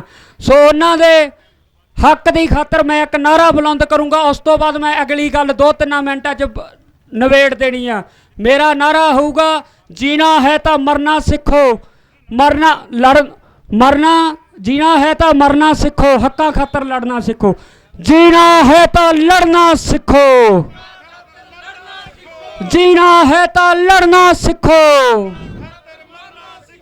ਹੁਣ ਅਗਲੀ ਗੱਲ ਮੈਂ 2-3 ਮਿੰਟਾਂ 'ਚ ਨਿਬੇੜ ਦੇਣੀ ਆ। ਮੇਰੇ ਤੇ ਪ੍ਰੈਸ਼ਰ ਇੱਧਰ ਨੂੰ ਜ਼ਿਆਦਾ ਆ, ਮੈਂ ਇੱਧਰ ਨੂੰ ਜ਼ਿਆਦਾ ਦੇਖਦਾ ਨਹੀਂ, ਬੁਲਾਰੇ ਇੱਧਰ ਨੂੰ ਜ਼ਿਆਦਾ ਝਾਕਦੇ ਆ, ਪਤਾ ਨਹੀਂ ਕੀ ਗੱਲ ਆ। ਤੇ ਮੈਂ ਜਿਹੜੀ ਗੱਲ ਕਰ ਰਿਹਾ ਉਹ MSP ਦੀ ਕਰ ਰਿਹਾ। ਜਿਹੜੀ MSP ਮੋਦੀ ਕਹਿੰਦਾ ਵੀ ਮੈਂ ਜਾਰੀ ਰੱਖੂੰਗਾ, ਜਿਹੜੀ MSP ਮੋਦੀ ਕਹਿੰਦਾ ਵੀ ਅਸੀਂ ਇਸੇ ਤਰ੍ਹਾਂ ਰੱਖਾਂਗੇ, ਉਹ ਰੱਖਣਗੇ। ਉਹ ਕਦੇ ਵੀ MSP ਨਹੀਂ ਮਟਾਉਣਗੇ। ਉਹ MSP ਉਸੇ ਤਰ੍ਹਾਂ ਰੱਖਣਗੇ ਜਿਵੇਂ ਮੱਕੀ ਤੇ ਆ। ਉਹ ਢਾਡੀ ਖਾਤਰ ਨਹੀਂ ਰੱਖਣਗੇ, ਉਹ ਵਪਾਰੀਆਂ ਦੀ ਖਾਤਰ ਰੱਖਣਗੇ। ਉਹ MSP ਇਸੇ ਤਰ੍ਹਾਂ ਚਲਾਉਣਗੇ, ਉਹ ਅਡਾਨੀ ਅਬਾਨੀਆਂ ਦੀ ਖਾਤਰ ਚਲਾਉਣਗੇ। ਕਿਉਂਕਿ ਜਿਹੜੀਆਂ ਨਾਸ਼ਵਾਨ ਚੀਜ਼ਾਂ ਹਨ, ਜਿਹੜੀਆਂ ਨਸ਼ਟ ਹੋ ਜਾਂਦੀਆਂ ਸ਼ਾਮ ਨੂੰ, ਉਹਨਾਂ ਦੇ ਉੱਤੇ MSP ਤੋਂ ਵਪਾਰੀ ਜਮਾ ਪੂੰਜੀਵਾਦ ਜਿਹੜਾ ਹੈਗਾ 200% ਮੁਨਾਫਾ ਲੈ ਸਕਦਾ। ਜਿਵੇਂ ਕਿ 10 ਰੁਪਏ ਕਿਲੋ ਖਰੀਦੀ ਗੋਭੀ 50 ਰੁਪਏ ਕਿਲੋ ਵੀ ਵਿਕ ਸਕਦੀ ਆ, ਉਹ 'ਚ ਸਰਕਾਰ ਦਖਲਅੰਦਾਜ਼ੀ ਨਹੀਂ ਕਰੇਗੀ। ਜਿਵੇਂ ਤੁਸੀਂ ਮੌਲਾਂ ਦੇ ਵਿੱਚ ਪੜਿਆ ਹੋਊਗਾ, ਹਰ ਇੱਕ ਮੌਲ ਦੇ ਵਿੱਚ ਜਾ ਕੇ 99 65 99 ਪੈਸੇ ਇਹਦੇ ਪੇ ਕਰੋ, ਚੀਜ਼ ਖਰੀਦ ਲਓ। 1 ਪੈਸੇ ਨਾਲ ਮਹਿੰਗੀ ਹੁੰਦੀ ਆ ਜਾਂ 1 ਪੈਸਾ ਉਹ ਆਪਾਂ ਨੂੰ ਮੋੜਦੇ ਆ, ਇਹ ਗੱਲ ਨਹੀਂ ਗਈ। ਇਹ ਉਸੇ ਕਾਨੂੰਨ ਦੇ ਤਹਿਤ ਹੁੰਦਾ ਕਿ ਅਸੀਂ ਇਹ ਤੇ ਇੰਨੇ % ਮੁਨਾਫਾ ਲੈ ਰਹੇ ਹਾਂ। ਤੁਸੀਂ ਵੀ ਚੁੱਪ ਕਰਕੇ 100 ਰੁਪਇਆ ਫੜਾ ਦੇਣਾ ਵਾ ਤੇ ਉਹਨਾਂ ਨੇ 100 ਕੱਟ ਲੈਣਾ। ਪਰ ਜੇ ਉਹ 100 ਲਿਖਦੇ ਆ ਤਾਂ ਉਹ ਕਾਨੂੰਨ ਦੇ ਦਾਇਰੇ 'ਚ ਆਉਂਦੀ ਆ ਗੱਲ, ਤੇ ਇਸ ਕਰਕੇ ਉਹ 100 ਰੁਪਇਆ ਨਹੀਂ ਲਿਖਦੇ।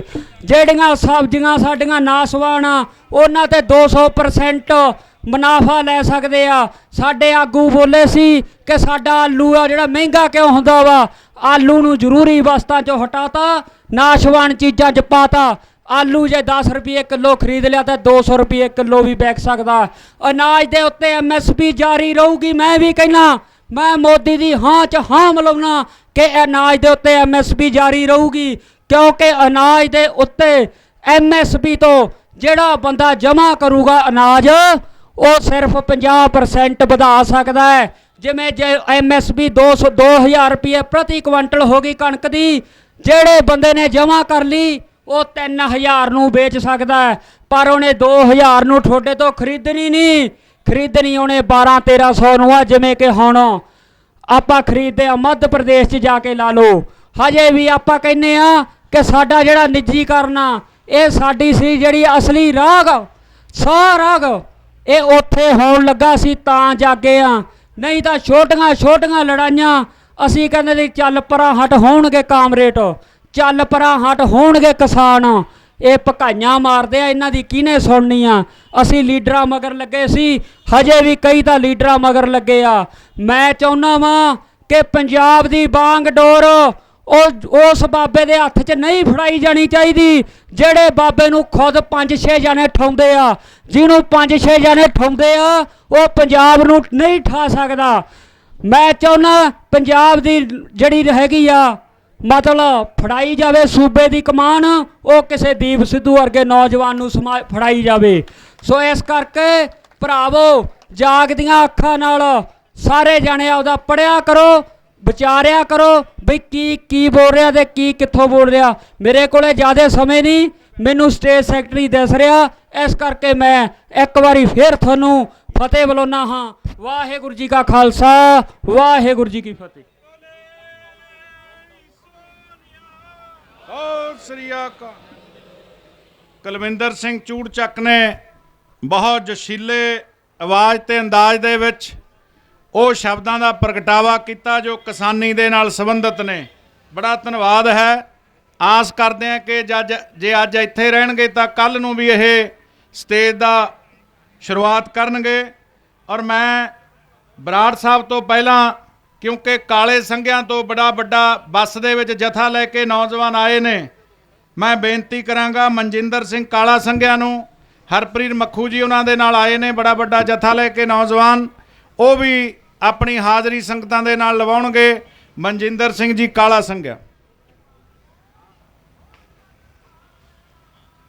ਮੁੱਲ ਪਾਵੇ ਜੇ ਦਰਜੀ ਤਾਂ ਬਦਲ ਕੱਪੜੇ ਵਿੱਚ ਲੀਰਾਂ ਜਾਂਦੀਆਂ ਨੇ, ਬਟਵਾਰਾ ਹੋ ਜੇ ਜਦੋਂ ਦੇਸ਼ ਦਾ ਬਦਲ ਮਿੱਟੀ ਵਿੱਚ ਜਗੀਰਾਂ ਜਾਂਦੀਆਂ ਨੇ, ਜ਼ੋਰ ਚੱਲਦਾ ਜਦੋਂ ਪੈਸੇ ਦਾ ਤਾਂ ਸੱਜਣਾ ਬਦਲ ਜ਼ਮੀਰਾਂ ਜਾਂਦੀਆਂ ਨੇ, ਜਨੂਨ ਹੋਵੇ ਸੱਚ ਬੋਲਣੇ ਦਾ ਜਕੜ ਬੰਦੇ ਨੂੰ ਜੰਜੀਰਾਂ ਜਾਂਦੀਆਂ ਨੇ, ਨੀਅਤ ਹੋਵੇ ਸਾਫ਼ ਤਾਂ ਬਦਲ ਮੱਥੇ ਦੀਆਂ ਲਕੀਰਾਂ ਜਾਂਦੀਆਂ ਨੇ, ਉਹ ਮਿਲੇ ਥਾਪੜਾ ਬਾਜਾਂ ਵਾਲੇ ਦਾ ਬਦਲ ਬਹਾਦਰੀ ਵਿੱਚ ਫਕੀਰਾਂ ਜਾਂਦੀਆਂ ਨੇ, ਰੱਖ ਹੌਸਲਾ ਮਨ ਸਿਆਂ ਤੂੰ ਕੁਝ ਕਰਨੇ ਦਾ, ਮਿਹਨਤ ਨਾਲ ਤਾਂ ਬਦਲ ਤਕਦੀਰਾਂ ਜਾਂਦੀਆਂ ਨੇ, ਮਿਹਨਤ ਨਾਲ ਤਾਂ ਬਦਲ ਤਕਦੀਰਾਂ ਜਾਂਦੀਆਂ ਨੇ। ਸਭ ਤੋਂ ਪਹਿਲਾਂ ਜਿੰਨੀ ਵੀ ਸੰਗਤ ਬੈਠੀ ਹੋਈ ਸਾਰਿਆਂ ਨੂੰ ਮੇਰੇ ਵੱਲੋਂ ਵਾਹਿਗੁਰੂ ਜੀ ਕਾ ਖਾਲਸਾ, ਵਾਹਿਗੁਰੂ ਜੀ ਕੀ ਫਤਿਹ ਜੀ। ਸੋ ਮੈਂ ਪਹਿਲਾਂ ਕਦੀ ਵੀ ਇੱਦਾਂ ਦੇ ਮੰਚ ਤੇ ਨਹੀਂ ਬੋਲਿਆ। ਸੋ ਸਭ ਤੋਂ ਪਹਿਲਾਂ ਮੈਂ ਸਾਰਿਆਂ ਤੋਂ ਮਾफ़ੀ ਮੰਗਦਾ ਜੇ ਮੇਰੇ ਤੋਂ ਕੋਈ ਮੰਚ ਦੀ ਮਰਿਆਦਾ ਰੱਖਣ ਵਿੱਚ ਕੋਈ ਭੁੱਲ ਹੋ ਗਈ ਹੋਵੇ ਜਾਂ ਕੋਈ ਵੀ ਖਤਾ ਹੋ ਗਈ ਹੋਵੇ। ਸੋ ਮੈਂ ਥੋੜ੍ਹੇ ਜਿਹੇ ਵਿਚਾਰ ਸਾਂਝੇ ਕਰਨੇ, ਜਿੱਦਾਂ ਕਿ ਸੈਂਟਰ ਦੀ ਸਰਕਾਰ ਦੀ ਅੱਜ ਕੱਲ੍ਹ ਦੀ ਆਪਾਂ ਨੀਤੀ ਦੇਖਦੇ ਹਾਂ ਕਿ ਸਾਨੂੰ ਫੋਨ ਕਾਲਸ ਆਉਂਦੀਆਂ ਕਿ ਜੋ ਵੀ ਆਪਾਂ ਕਿਸਾਨ ਦੇ ਕਾਨੂੰਨ ਬਣਾਏ ਆ ਸਹੀ ਆ, ਤੁਹਾਨੂੰ ਭੜਕਾਇਆ ਜਾ ਰਿਹਾ ਜਾਂ ਇਹ ਕਰਵਾਇਆ ਜਾ ਰਿਹਾ, MSP ਬਿਲਕੁਲ ਲਾਗੂ ਰਹੂਗੀ। ਸੋ MSP ਦੀ ਮੈਂ ਲਾਈਵ ਐਗਜ਼ਾਮਪਲ ਦੇਣਾ ਚਾਹੁੰਦਾ ਸਬਜ਼ੀਆਂ ਮੰਡੀਆਂ ਤੋਂ। ਆਪਾਂ ਜਦੋਂ ਕੋਈ ਆਪਣੀ ਸਬਜ਼ੀ ਲੈ ਕੇ ਜਾਂਦੇ ਆ, ਉੱਥੇ ਕੋਈ ਕਿਸਾਨ ਜਾਂਦਾ, ਜਿਹੜਾ ਆਪਣਾ ਖਰੀਦਦਾਰ ਹੁੰਦਾ ਸਬਜ਼ੀ ਦਾ, ਉਹਨੂੰ ਇਹ ਨਹੀਂ ਪਤਾ ਹੁੰਦਾ ਕਿ ਗਾਜਰ ਮਿੱਟੀ ਦੇ ਵਿੱਚ ਲੱਗਦੀ ਆ ਜਾਂ ਉੱਪਰ ਲੱਗਦੀ ਆ, ਪਰ ਆਪਣੀ ਫਸਲ ਦਾ ਮੁੱਲ ਉਹ ਲਾਉਂਦਾ ਆ। ਫਿਰ ਆਪਣੀ ਫਸਲ 4 ਰੁਪਏ ਖਰੀਦ ਕੇ ਅੱਗੇ ਵੇਚਦਾ, ਉਹ ਤੋਂ ਅੱਗੇ ਦੁਕਾਨਦਾਰ ਹੋਰ ਤਿੱਗਣੀ ਚੁੱਗਣੀ ਫਸਲ ਕਰਦੇ ਆ। ਕਿਉਂ ਆਪਣੀ ਫਸਲ ਦਾ ਮੁੱਲ ਉਹ ਕਿਉਂ ਲਾਉਣ, ਜਿਹਨਾਂ ਨੂੰ ਇਹ ਵੀ ਨਹੀਂ ਪਤਾ ਬੂਟਾ ਥੱਲੇ ਹੁੰਦਾ ਕਿ ਬੂਟਾ ਉੱਪਰ ਹੁੰਦਾ। ਸੋ ਇਹਦਾ ਸੋਲੂਸ਼ਨ ਇੱਕ ਨਿੱਕਾ ਜਿਹਾ ਹੋ ਸਕਦਾ ਆ। ਪੰਚਾਇਤੀ ਜ਼ਮੀਨਾਂ ਹਰੇਕ ਪਿੰਡ ਵਿੱਚ ਹੁੰਦੀਆਂ ਵਾ, ਸਾਰੇ ਕਿਸਾਨ ਰਲ ਕੇ ਪੰਚਾਇਤੀ ਜ਼ਮੀਨ ਦੇ ਵਿੱਚ ਆਪਣੀ ਇੱਕ ਮੰਡੀ ਬਣਾ ਸਕਦੇ ਆ, ਜਿੱਥੇ ਖਰੀਦਦਾਰ ਸਿੱਧਾ ਕਿਸਾਨ ਕੋਲ ਆਊਗਾ, ਕਿਸਾਨ ਸਿੱਧੀ ਫਸਲ ਵੇਚੂਗਾ, ਵਿੱਚ ਵਪਾਰੀਆਂ ਦਾ ਕੰਮ ਹੀ ਨਹੀਂ ਕੋਈ ਹੋਣਾ। ਉਹ ਤੋਂ ਇਲਾਵਾ ਜੋ ਵੀ ਵਾਹਨ ਆਊਗੇ ਉਹਨਾਂ ਦੀ ਜੋ ਪਰਚੀ ਵਗੈਰਾ ਲੱਗੂਗੀ, ਉਹਦੇ ਵਿੱਚ ਪੰਚਾਇਤ ਨੂੰ ਵੀ ਪੈਸੇ ਦਿੱਤੇ ਜਾ ਸਕਦੇ ਕਿ ਜ਼ਮੀਨ ਦਾ ਵੀ ਰੈਂਟ ਪੂਰਾ ਹੋ ਜਾਂਦਾ ਆ। ਬਾਕੀ ਇੱਕ ਮੇਰੇ ਨਾਲ ਪਿਛਲੇ ਸਾਲ ਹਾਦਸਾ ਹੋਇਆ, ਜੋ ਕਿ ਸਭ ਤੋਂ ਪਹਿਲਾਂ ਮੈਂ ਆਪਣੇ ਦੀਪ ਭਾਜੀ ਦੇ ਜਿਹੜੇ ਆ ਧਰਨੇ ਵਿੱਚ ਆਉਣ ਦਾ ਕਾਰਨ ਦੱਸਣਾ ਚਾਹੁੰਦਾ, ਕਿਉਂਕਿ ਹੋਰ ਵੀ ਧਰਨੇ ਲੱਗੇ ਹੋਏ ਆ। ਮੇਰਾ ਮੇਨ ਕਾਰਨ ਇਹ ਆ ਕਿ ਇਹ ਸਿਰਫ ਆਰਡੀਨੈਂਸ ਨੂੰ ਲੈ ਕੇ ਨਹੀਂ ਲੜਾਈ ਲੜ ਰਿਹਾ, ਇਹ ਕਿਸਾਨਾਂ ਦੀ ਹੋਂਦ ਦੀ ਲੜਾਈ ਲੜ ਰਹੇ ਆ, ਜੋ ਕਿ ਕਿਸਾਨਾਂ ਨਾਲ ਪਹਿਲਾਂ ਵੀ ਬਹੁਤ ਮਾੜਾ ਹੁੰਦਾ। ਮੈਂ ਆਪਣੀ ਐਗਜ਼ਾਮਪਲ ਦੇਣੀ ਚਾਹੁੰਦਾ। ਮੈਂ ਪਿਛਲੇ ਸਾਲ ਝੋਨਾ ਮੰਡੀ ਦੇ ਵਿੱਚ ਲੈ ਕੇ ਗਿਆ, ਤੋ ਆੜ੍ਹਤੀਆਂ ਨੇ ਮੇਰੇ ਕੋਲੋਂ ਝੋਨਾ ਢੇਰੀ ਕਰਵਾ ਲਿਆ ਤੇ ਮੈਨੂੰ ਕਹਿੰਦਾ ਇੱਕ ਦਿਨ ਧੁੱਪ ਲੱਗੂਗੀ, ਦੂਜੇ ਦਾ ਤੀਜੇ ਦਿਨ ਤੇਰਾ ਝੋਨਾ ਜੁਗ ਜਾਊਗਾ। ਫਿਰ ਮੈਂ ਦੂਜੇ ਦਿਨ ਗਿਆ, ਕਹਿੰਦੇ ਨਹੀਂ ਇੱਕ ਧੁੱਪ ਹੋਰ ਲੱਗੂਗੀ। ਤੀਜੇ ਦਿਨ ਗਿਆ, ਇਦਾਂ ਹੀ ਕਰਦੇ ਕਰਦੇ ਨੇ 5-6 ਦਿਨ ਲੰਘਾਤੇ। ਜਦੋਂ ਮੈਂ ਅਗਲੀ ਵਾਰ ਗਿਆ, ਮੈਨੂੰ ਕਹਿੰਦਾ ਤੇਰਾ ਝੋਨਾ ਹੋ ਗਿਆ ਖਰਾਬ, ਮੈਨੂੰ 120 ਰੁਪਏ MSP ਤੋਂ ਘੱਟ ਰੇਟ ਦੇਵੇ, ਇਹ 'ਤੇ ਵੇਚਣਾ ਵੇਚ, ਨਹੀਂ ਚੱਕ ਲਾ। ਸੋ ਮੈਂ ਥੋੜਾ ਜਿਹਾ ਪੜ੍ਹਿਆ ਲਿਖਿਆ, ਉਤੋਂ ਅਣਖੀਲੀ ਸੁਭਾਅ ਬੰਦਾ ਨਾ, ਮੇਰਾ ਵੀ ਥੋੜੀ ਅਣਖ ਜਾਗ ਗਈ। ਮੈਂ ਕਿਹਾ ਨਹੀਂ, ਮੈਂ ਝੋਨਾ ਚੱਕਣਾ ਨਹੀਂ, ਮੈਂ ਤੇਰੇ 'ਤੇ ਕਾਰਵਾਈ ਕਰੂੰਗਾ ਜੋ ਵੀ ਤੂੰ ਮੇਰੇ ਨਾਲ ਕੀਤਾ। ਸੋ ਇਸ ਡਰ ਨਾਲ ਉਹੀ ਝੋਨਾ, ਖਰਾਬ ਝੋਨਾ ਸਰਕਾਰੀ ਰੇਟ ਤੇ ਵੇਚਿਆ, ਉਹ ਕਿੱਦਾਂ ਵਿਕ ਗਿਆ। ਫਿਰ ਇੱਕ ਆੜ੍ਹਤੀ ਵੀ ਕਿਸਾਨਾਂ ਨਾਲ ਮਾੜੀ ਕਰਦੇ ਆ, ਜਾਣ ਕੇ ਗਿੱਲਾ ਜਾਂ ਮੋਇਸਚਰਾਈਜ਼ ਕਹਿ ਕੇ 10-20 ਰੁਪਏ ਘੱਟ ਕਰ ਦਿੰਦੇ ਆ। ਸੋ ਆਪਣੇ ਵੀ ਕਿਸਾਨ ਕਾਹਲੀ ਦੇ ਵਿੱਚ ਹੁੰਦੇ ਆ ਤੇ ਉਹੀ ਉਹਨੂੰ ਵੇਚ ਆਉਂਦੇ ਆ ਝੋਨੇ ਨੂੰ। ਸੋ ਇੱਕ ਇਸ ਚੀਜ਼ ਨੂੰ ਲੈ ਕੇ ਵੀ ਆਪਣੀ ਲੜਾਈ ਜਾਰੀ ਰਹਿਣੀ ਚਾਹੀਦੀ ਆ। ਸੋ ਜਿਹੜੇ ਆਰਡੀਨੈਂਸਾਂ ਦੀ ਗੱਲ ਕਰਦੇ, ਆਰਡੀਨੈਂਸ ਵੀ ਬਿਲਕੁਲ ਸਹੀ ਆ। ਹੁਣ ਆਪਾਂ ਆਪਣੀ ਫਸਲ ਦਾ ਕੰਟਰੈਕਟ ਕਿਸੇ ਦੂਸਰੇ ਬੰਦੇ ਨੂੰ ਤਾਂ ਦੇ ਨਹੀਂ ਸਕਦੇ। ਹੁਣ ਇਹ ਥੋੜੀ ਕੋਈ ਤੀਜਾ ਬੰਦਾ ਆਊਗਾ ਆਪਾਂ ਨੂੰ ਕੰਟਰੈਕਟ ਦੇਊ, ਤੁਹਾਡਾ 10 ਸਾਲ ਦੀ ਫਸਲ ਲੈ ਲਈ, 20 ਸਾਲ ਲੈ ਲਈ, ਇਦਾਂ ਤਾਂ ਕਦੀ ਹੋ ਹੀ ਨਹੀਂ ਸਕਦਾ। ਸੋ ਆਪਣੀਆਂ ਫਸਲਾਂ ਆਪ ਹੀ ਆ। ਹਾਂ, ਇੱਕ ਕਾਨੂੰਨ ਕਿਤੇ ਨਾ ਕਿਤੇ ਥੋੜ੍ਹੀਆਂ ਬਹੁਤੀਆਂ ਸਹੀ ਸ਼ਰਤਾਂ ਵੀ, ਵਿਚੋਲੇ ਕਾਨੂੰਨ ਦੇ ਵਿੱਚੋਂ ਵਿਚੋਲੇ ਕੱਢਣੇ ਨਹੀਂ ਚਾਹੀਦੇ, ਉਹਨਾਂ 'ਤੇ ਨੱਥ ਪੈਣੀ ਚਾਹੀਦੀ ਆ, ਜੋ ਕਿ ਉਹ ਆਪਣੀ ਮਰਜ਼ੀ ਕਰਦੇ ਆ। ਕਿਸਾਨ ਨੂੰ ਉਹਦੀ ਫਸਲ ਦਾ ਮੁੱਲ ਬਿਲਕੁਲ ਸਹੀ ਤਰੀਕੇ ਨਾਲ ਮਿਲਣਾ ਚਾਹੁੰਦਾ।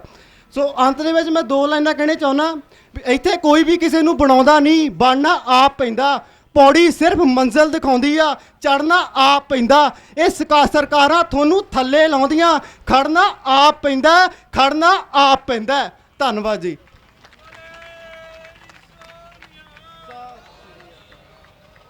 ਵਾਹਿਗੁਰੂ ਜੀ ਕਾ ਖਾਲਸਾ, ਵਾਹਿਗੁਰੂ ਜੀ ਕੀ ਫਤਿਹ। ਬੜਾ ਜੋਸ਼ੀਲਾ ਭਾਸ਼ਣ ਮਨਜਿੰਦਰ ਜੀ ਨੇ ਕਰਿਆ। ਮੈਂ ਬੇਨਤੀ ਕਰਾਂਗਾ ਸਾਡੇ ਵੀਰ ਪੰਜਰਤ ਸਾਹਿਬ ਨੂੰ ਕਿ ਉਹਨਾਂ ਨੂੰ ਸਵੇਰੇ ਕਿਹਾ ਸੀਗਾ, ਲੇਕਿਨ ਆ ਕੇ 2 ਮਿੰਟ ਫਤਿਹ ਦੀ ਸਾਂਝ ਸੰਗਤਾਂ ਨਾਲ ਪਾਉਣਗੇ ਪੰਜਰਤ ਸਾਹਿਬ। ਉਸ ਤੋਂ ਬਾਅਦ ਮੈਂ ਬੇਨਤੀ ਕਰਾਂਗਾ, ਕੁਝ ਗੱਡੀਆਂ ਰੋਡ ਤੇ ਖੜੀਆਂ, ਉਹਨਾਂ ਨੂੰ ਥੋੜਾ ਜਿਹਾ ਗੱਡੀਆਂ ਜੇ ਆਪਾਂ ਅੱਗੇ ਪਿੱਛੇ ਕਰ ਲਈਏ ਤਾਂ ਕਿ ਟ੍ਰੈਫਿਕ ਦੇ ਵਿੱਚ ਵਿਘਨ ਨਾ ਪਵੇ। ਸਾਡੇ ਭਰਾ ਆਏ ਆ ਟ੍ਰੈਫਿਕ ਵਾਲੇ, ਤੇ 1-2 ਗੱਡੀ ਜਿਹੜੀ ਹੈਗੀ ਆ ਰੋਡ ਤੇ ਖੜੀ ਹੈ, ਤੇ ਆਪਣਾ ਰੋਡ ਦੇ ਵਿੱਚ ਟ੍ਰੈਫਿਕ ਦਾ ਵਿਘਨ ਵੀ ਨਾ ਪਵੇ। ਤੇ ਆਪਾਂ ਉਹ ਤੋਂ ਬਾਅਦ ਫਿਰ ਦੀਪ ਸਿੱਧੂ ਜੀ ਤੁਹਾਡੇ ਨਾਲ ਆਪਣੇ ਮੁਖਾਤਬ ਹੋਣਗੇ। ਪੰਜਰਤ ਸਾਹਿਬ ਨੂੰ ਬੇਨਤੀ ਹੈ 2 ਮਿੰਟ 'ਚ ਫਤਿਹ ਦੀ ਸਾਂਝ ਪਾਉਣਗੇ। ਉਸ ਤੋਂ ਬਾਅਦ ਬਰਾੜ ਸਾਹਿਬ ਨੂੰ ਬੇਨਤੀ ਹੈ, ਤੇ ਉਸ ਤੋਂ ਬਾਅਦ ਫਿਰ ਆਪਾਂ ਦੀਪ ਜੀ ਨੂੰ ਬੁਲਾ ਕੇ ਅੱਜ ਦਾ ਇਹ ਪ੍ਰੋਗਰਾਮ ਸਮਾਪਤ ਕਰਾਂਗੇ। ਪੰਡਾਲ ਇਸੇ ਤਰ੍ਹਾਂ ਚੱਲਦਾ ਰਹੇਗਾ, ਫਿਰ ਆਪਾਂ ਬੈਠ ਕੇ ਬਚਨ ਵਿਲਾਸ ਕਰਾਂਗੇ। सूरा सो पहचानिया जो लहरा दीन के हेत, पुरजा पुरजा कट मरा कबू ना छाड़ा खेत। आपां ये मैदान छड्डना नहीं। पंडाल दे विच बैठे मेरे नौजवान किसान वीरो, वाहिगुरू जी का खालसा, वाहिगुरू जी की फतेह। गल्लां दो ही हुंदियां ने, जां ते आपां भीड़ दे विच सिर सुੱਟ के तुर पईए, जां फिर अपना ਵੱਖਰਾ ਝੰਡਾ ਚੁੱਕ ਕੇ ਖਲੋ ਜਾਈਏ। ਜਿਵੇਂ ਮੇਰਾ ਵੀਰ ਦੀਪ ਸਿੱਧੂ ਨੇ ਇਹ ਮੋਰਚਾ ਵੱਖਰੇ ਤੌਰ ਤੇ ਲਾਇਆ, ਇਹਦਾ ਤੁਹਾਨੂੰ ਇੱਕ ਫਾਇਦਾ ਜ਼ਰੂਰ ਹੋਣਾ। ਬਾਕੀ ਤਾਂ ਨਰਿੰਦਰ ਮੋਦੀ ਦੇ ਉੱਤੇ ਕੋਈ ਅਸਰ ਨਹੀਂ ਇਹਨਾਂ ਮੋਰਚਿਆਂ ਦਾ। ਇਸ ਮੋਰਚੇ ਦਾ ਇਹ ਫਾਇਦਾ ਜ਼ਰੂਰ ਹੈ। ਜਿਹੜੇ ਪੰਜਾਬ ਦੇ ਅੰਦਰ ਮੋਰਚੇ ਚੱਲ ਰਹੇ ਨੇ, ਜਿਵੇਂ ਕਿ ਸਾਨੂੰ ਇੱਕ ਪਤਾ ਵੀ ਇਹ ਡਰਾਇੰਗ ਰੂਮ ਦੇ ਵਿੱਚ ਮੀਟਿੰਗਾਂ ਕਰ ਲੈਂਦੇ ਨੇ, ਇਸ ਮੋਰਚੇ ਦਾ ਡਰ ਰਹੇਗਾ। ਅੰਦਰਲੇ ਜਿੰਨੇ ਮੋਰਚੇ ਚੱਲ ਰਹੇ ਨੇ, ਕੋਈ ਵੀ ਬੰਦਾ ਮੀਟਿੰਗ ਨਹੀਂ ਕਰ ਸਕਦਾ, ਕਿਉਂਕਿ ਪਹਿਲਾਂ ਦਿੱਲੀ ਦਾ ਹੁਕਮਰਾਨ ਇਹ ਪੁੱਛੇਗਾ ਜਿਹੜੇ ਉਹ ਜੜ ਦੇ ਵਿੱਚ ਬੈਠੇ ਨੇ ਉਹ ਕੌਣ ਨੇ, ਉਹ ਕੌਣ ਬੰਦੇ ਨੇ, ਉਹਨਾਂ ਨੂੰ ਪਹਿਲਾਂ ਸੈੱਟ ਕਰੋ। ਸਾਡੇ ਨਾਲ ਇਹਨਾਂ ਨੂੰ ਗੱਲ ਕਰਨੀ ਪਏਗੀ। ਜਦੋਂ ਇਹ ਸਾਡੇ ਨਾਲ ਗੱਲ ਕਰਨਗੇ, ਅਸੀਂ ਉਹਨਾਂ ਨੂੰ ਇੱਥੇ ਲਿਆਵਾਂਗੇ, ਇਸ ਪੰਡਾਲ ਦੇ ਉੱਤੇ ਖੜ ਕੇ ਗੱਲ ਕਰਾਵਾਂਗੇ। ਕੋਈ ਕਮਰਾ ਬੰਦ ਮੀਟਿੰਗ ਨਹੀਂ ਕਰਨੀ। ਰਹੀ ਗੱਲ ਨਰਿੰਦਰ ਮੋਦੀ ਦੀ, ਭਰਾਵੋ ਮੈਂ ਲੰਬੀ ਗੱਲ ਨਹੀਂ ਕਰਨੀ। ਨਰਿੰਦਰ ਮੋਦੀ ਜਿਹੜਾ ਉਹ ਕਦੀ ਕਹਿੰਦਾ ਮੈਂ ਪਾਕਿਸਤਾਨ ਦੇ ਨਾਲ ਗੋਲਾਬਾਰੀ ਕਰ ਰਿਹਾ, ਹੁਣ ਅੱਜ ਕੱਲ੍ਹ ਕਹਿੰਦਾ ਮੈਂ ਚੀਨ ਦੇ ਨਾਲ ਗੋਲਾਬਾਰੀ ਕਰ ਰਿਹਾ, ਜਦ ਕਿ ਉਹ ਉੱਧਰ ਨਹੀਂ ਲੜ ਰਿਹਾ, ਉਹ ਆਪਣੇ ਦੇਸ਼ ਦੇ ਅੰਦਰ ਲੜ ਰਿਹਾ। ਕਦੀ ਜੰਮੂ ਕਸ਼ਮੀਰ ਦੇ ਵਿੱਚ, ਕਦੀ ਪੰਜਾਬ ਦੇ ਵਿੱਚ। ਉਹਨੇ ਬਾਹਰ ਲੜਾਈ ਦੇ ਤੁਹਾਡਾ ਧਿਆਨ ਹਟਾਉਂਦਾ। ਉਹ ਤੁਹਾਡੇ ਦੇਸ਼ ਦੇ ਉੱਤੇ ਹਿੰਦੂ ਰਾਸ਼ਟਰ ਬਣਾਉਣ ਦੇ ਲਈ ਇਹ ਕਾਰਗੁਜ਼ਾਰੀ ਕਰ ਰਿਹਾ। ਉਹਦਾ ਕੋਈ ਉਹ ਮੈਨੂੰ ਨਹੀਂ ਲੱਗਦਾ ਉੱਤੇ ਕੋਈ ਅਸਰ ਹੋਵੇ। ਉਹਦਾ ਇੱਕੋ ਮਿਸ਼ਨ ਹੈ ਕਿ ਮੈਂ ਇਸ ਦੇਸ਼ ਨੂੰ ਹਿੰਦੂ ਰਾਸ਼ਟਰ ਬਣਾਵਾਂ। ਇਹ ਖਾਲਸਿਆਂ ਨੂੰ ਕਹਾਂ ਵੀ ਇਹ ਪਹਿਲਾਂ ਕੇਸਾਧਾਰੀ ਹਿੰਦੂ ਨੇ, ਹੋਰ ਕੋਈ ਲੜਾਈ ਨਹੀਂ ਹੈਗੀ। ਇਹੀ ਚੱਕਰ ਚੱਲ ਰਿਹਾ। ਕਿਸਾਨੀ ਦੇ ਮੁੱਦੇ ਬਹੁਤ ਮੁੱਦੇ ਨੇ। ਇਸ ਤੋਂ ਪਹਿਲਾਂ ਟਰਾਂਸਪੋਰਟਰ ਮੇਰੇ ਵੀਰ, ਉਹਨਾਂ ਦੇ ਰੇਟ ਵੱਧ ਘੱਟ ਕਰਤੇ, ਉਹ ਧਰਨੇ ਲਾਉਂਦੇ ਰਹੇ। ਹੋਰ ਕਈ ਦੁਕਾਨਦਾਰ, ਇਹਨੂੰ ਕੋਈ ਮਤਲਬ ਨਹੀਂ ਹੈਗਾ। ਇਹਨੇ ਇਸ ਦੇਸ਼ ਨੂੰ ਹਿੰਦੂ ਰਾਸ਼ਟਰ ਬਣਾਉਣਾ। ਇਸ ਤੋਂ ਆਪਾਂ ਬਚ ਕੇ ਰਹੀਏ। ਤੇ ਇਹ ਧਰਨਾ ਸਾਰੇ ਧਰਨਿਆਂ ਦੇ ਉੱਤੇ ਪ੍ਰਿੰਸੀਪਲ ਧਰਨਾ, ਹੈੱਡ ਮਾਸਟਰ, ਇੱਥੋਂ ਚੱਲੇਗੀ ਗੱਲ। ਪਰ ਜੇ ਧਰਨਾ ਸੱਚਾ ਸੁੱਚਾ ਰਿਹਾ ਤਾਂ ਅਸੀਂ ਦੀਪ ਸਿੱਧੂ ਵੀਰ ਨੂੰ ਇਹ ਗੱਲ ਕਹਿੰਦੇ ਆ, ਤੇਰੇ ਨਾਲ ਖੜੇ ਆ, ਸ਼ਹੀਦ ਬਾਬਾ ਦੀਪ ਸਿੰਘ ਦਲ ਪੰਜਾਬ ਤੇ ਸਾਰੇ ਅਸੀਂ ਤੇਰੇ ਨਾਲ ਆ। ਪਰ ਇਹ ਧਰਨਾ ਸੱਚਾ ਸੁੱਚਾ ਰਵੇ। ਵਾਹਿਗੁਰੂ ਜੀ ਕਾ ਖਾਲਸਾ, ਵਾਹਿਗੁਰੂ ਜੀ ਕੀ ਫਤਿਹ। ਮੇਰਾ ਵੀਰ ਜੋਗਾ ਚੱਪੜ, ਇਹਨਾਂ ਦਾ ਵੀ ਧੰਨਵਾਦ। ਪੰਜਰਤ ਸਾਹਿਬ ਦਾ ਬੜਾ ਧੰਨਵਾਦ। ਔਰ ਮੈਂ ਤਾਂ ਇਹਨਾਂ ਨੂੰ ਸਾਰਿਆਂ ਤੋਂ ਪਹਿਲਾਂ ਟਾਈਮ ਦਿਆ ਸੀ, ਲੇਕਿਨ ਇਹ ਕਹਿੰਦੇ ਅੱਜ ਸਾਰਾ ਦਿਨ ਧਰਨੇ 'ਚ ਬੈਠਣਾ। ਬਾਬਾ ਜੀ ਬੈਠੇ ਆ। ਮੈਂ ਬੇਨਤੀ ਕਰਾਂਗਾ ਜਸਵਿੰਦਰ ਮਾਣਕਪੁਰ ਜੀ ਨੂੰ, ਇਹਨਾਂ ਦੇ ਦੋਏ ਬੱਚੇ ਜਿਹੜੇ ਦਿਨ ਦਾ ਧਰਨਾ ਚੱਲਿਆ ਹੈ, ਦੋਏ ਬੱਚਿਆਂ ਨੂੰ ਨਾਲ ਲੈ ਕੇ ਸਵੇਰ ਤੋਂ ਸ਼ਾਮ ਤੱਕ ਇਸ ਧਰਨੇ ਦੇ ਵਿੱਚ ਆਉਣੇ ਆ। ਔਰ ਬੱਚੇ ਵੀ ਹਰ ਰੋਜ਼, ਅੱਜ ਨਹੀਂ ਬੋਲੇ ਅੱਜ ਰਾਤ ਨੂੰ ਬੋਲਣਗੇ, ਹਰ ਰੋਜ਼ ਪੰਜਾਬ ਦੀ ਉੱਜੜਦੀ ਤਸਵੀਰ ਨੂੰ ਉਕਰਨ ਦਾ ਯਤਨ ਕਰਦੇ ਆ। ਜਸਵਿੰਦਰ ਜੀ ਨੂੰ ਬੇਨਤੀ ਹੈ 1-1.5 ਮਿੰਟ ਦੇ ਵਿੱਚ ਆ ਜੋ ਵੀ ਆਪਣੀ ਗੱਲ ਤੁਹਾਡੇ ਨਾਲ ਕਰਨਗੇ। ਸੋ ਜਦੋਂ ਇਹੋ ਜਿਹੇ ਬੱਚੇ ਤੇ ਮਾਂ-ਬਾਪ ਅਜਿਹੀਆਂ ਕ੍ਰਾਂਤੀਕਾਰੀ ਗੱਲਾਂ ਕਰਦੇ ਆ ਔਰ ਕ੍ਰਾਂਤੀਕਾਰੀ ਧਰਨਿਆਂ ਵਿੱਚ ਆਉਣ ਲੱਗ ਜਾਣ ਤਾਂ ਇਹ ਮੋਦੀ ਜਾਂ ਮੋਦੀ ਮੀਡੀਆ ਜਾਂ ਮੋਦੀ ਦੇ ਜਿਹੜੇ ਕੈਬਨਿਟ ਹੈ, ਇਹ ਕੋਈ ਵੱਡੀ ਗੱਲ ਨਹੀਂ ਕਿ ਪੰਜਾਬੀ ਇਹਨਾਂ ਦਾ ਮੂੰਹ ਨਾ ਮੋੜ ਸਕਣ। ਮੈਂ ਜਸਵਿੰਦਰ ਮਾਣਕਪੁਰ ਜੀ ਨੂੰ ਬੇਨਤੀ ਕਰਾਂਗਾ। ਦੀਪ ਜੀ ਕਹਿੰਦੇ ਕਿ ਅੱਜ ਜਿੰਨੇ ਵੀ ਬੁਲਾਰੇ ਆਏ ਆ ਉਹਨਾਂ ਨੂੰ ਬੁਲਾਓ, ਔਰ ਇਸ ਕਰਕੇ ਬੇਨਤੀ ਹੈ ਕਿ ਸਾਰੇ ਹੀ ਬੁਲਾਰਿਆਂ ਨੂੰ ਟਾਈਮ ਦਿੱਤਾ ਜਾ ਰਿਹਾ ਹੈ। ਉਹਨਾਂ ਤੋਂ ਬਾਅਦ 2 ਬੁਲਾਰੇ ਸਾਡੇ ਕੋਲ ਹੋ ਰਹੇ। ਬਾਬਾ ਜੀ ਨੂੰ ਬੇਨਤੀ, ਬਾਬਾ ਜੀ ਤੁਸੀਂ ਜੇ ਸ਼ਾਮ ਨੂੰ ਬੋਲ ਕੇ ਜਾਓ, ਦੀਪ ਜੀ ਨੂੰ ਬੁਲਾ ਲਈਏ ਜੇ। ਬੇਨਤੀ ਉਹ ਹੱਥ ਬੰਨ੍ਹ ਕੇ ਸੰਗਤ ਵੱਲੋਂ, ਤੁਸੀਂ ਧਾਰਮਿਕ ਹੋ, ਥੱਕ ਵੀ ਗਏ, ਲੇਕਿਨ ਸੰਗਤ ਦੀ ਬੇਨਤੀ ਵੀ ਪ੍ਰਵਾਨ ਕਰੋਗੇ। ਲੰਗਰ ਛੱਕ ਕੇ ਆਪਾਂ ਸਾਰੇ ਫਿਰ ਅੱਧਾ ਘੰਟਾ ਬੈਠ ਕੇ ਗੱਲਾਂ ਬਾਤਾਂ। ਫਤਿਹ ਜ਼ਰੂਰ ਬੁਲਾ ਲਿਓ। ਜਸਵਿੰਦਰ ਮਾਣਕਪੁਰ ਜੀ ਨੂੰ ਬੇਨਤੀ। ਵਾਹਿਗੁਰੂ ਜੀ ਕਾ ਖਾਲਸਾ, ਵਾਹਿਗੁਰੂ ਜੀ ਕੀ ਫਤਿਹ। ਇੱਥੇ ਪੰਜਾਬ ਦੇ ਮੇਰੇ ਵੀਰ ਤੇ ਹਰਿਆਣੇ ਦੇ ਮੇਰੇ ਵੀਰ, ਪੰਜਾਬੀ ਭਰਾ ਆਪਣੇ ਨਾਂ ਦੇ ਅੱਗੇ ਹਮੇਸ਼ਾ ਸਰਦਾਰ ਲਗਾਉਂਦੇ ਨੇ ਤੇ ਹਰਿਆਣੇ ਵਾਲੇ ਆਪਣੇ ਨਾਂ ਦੇ ਅੱਗੇ ਚੌਧਰੀ ਲਗਾਉਂਦੇ ਨੇ।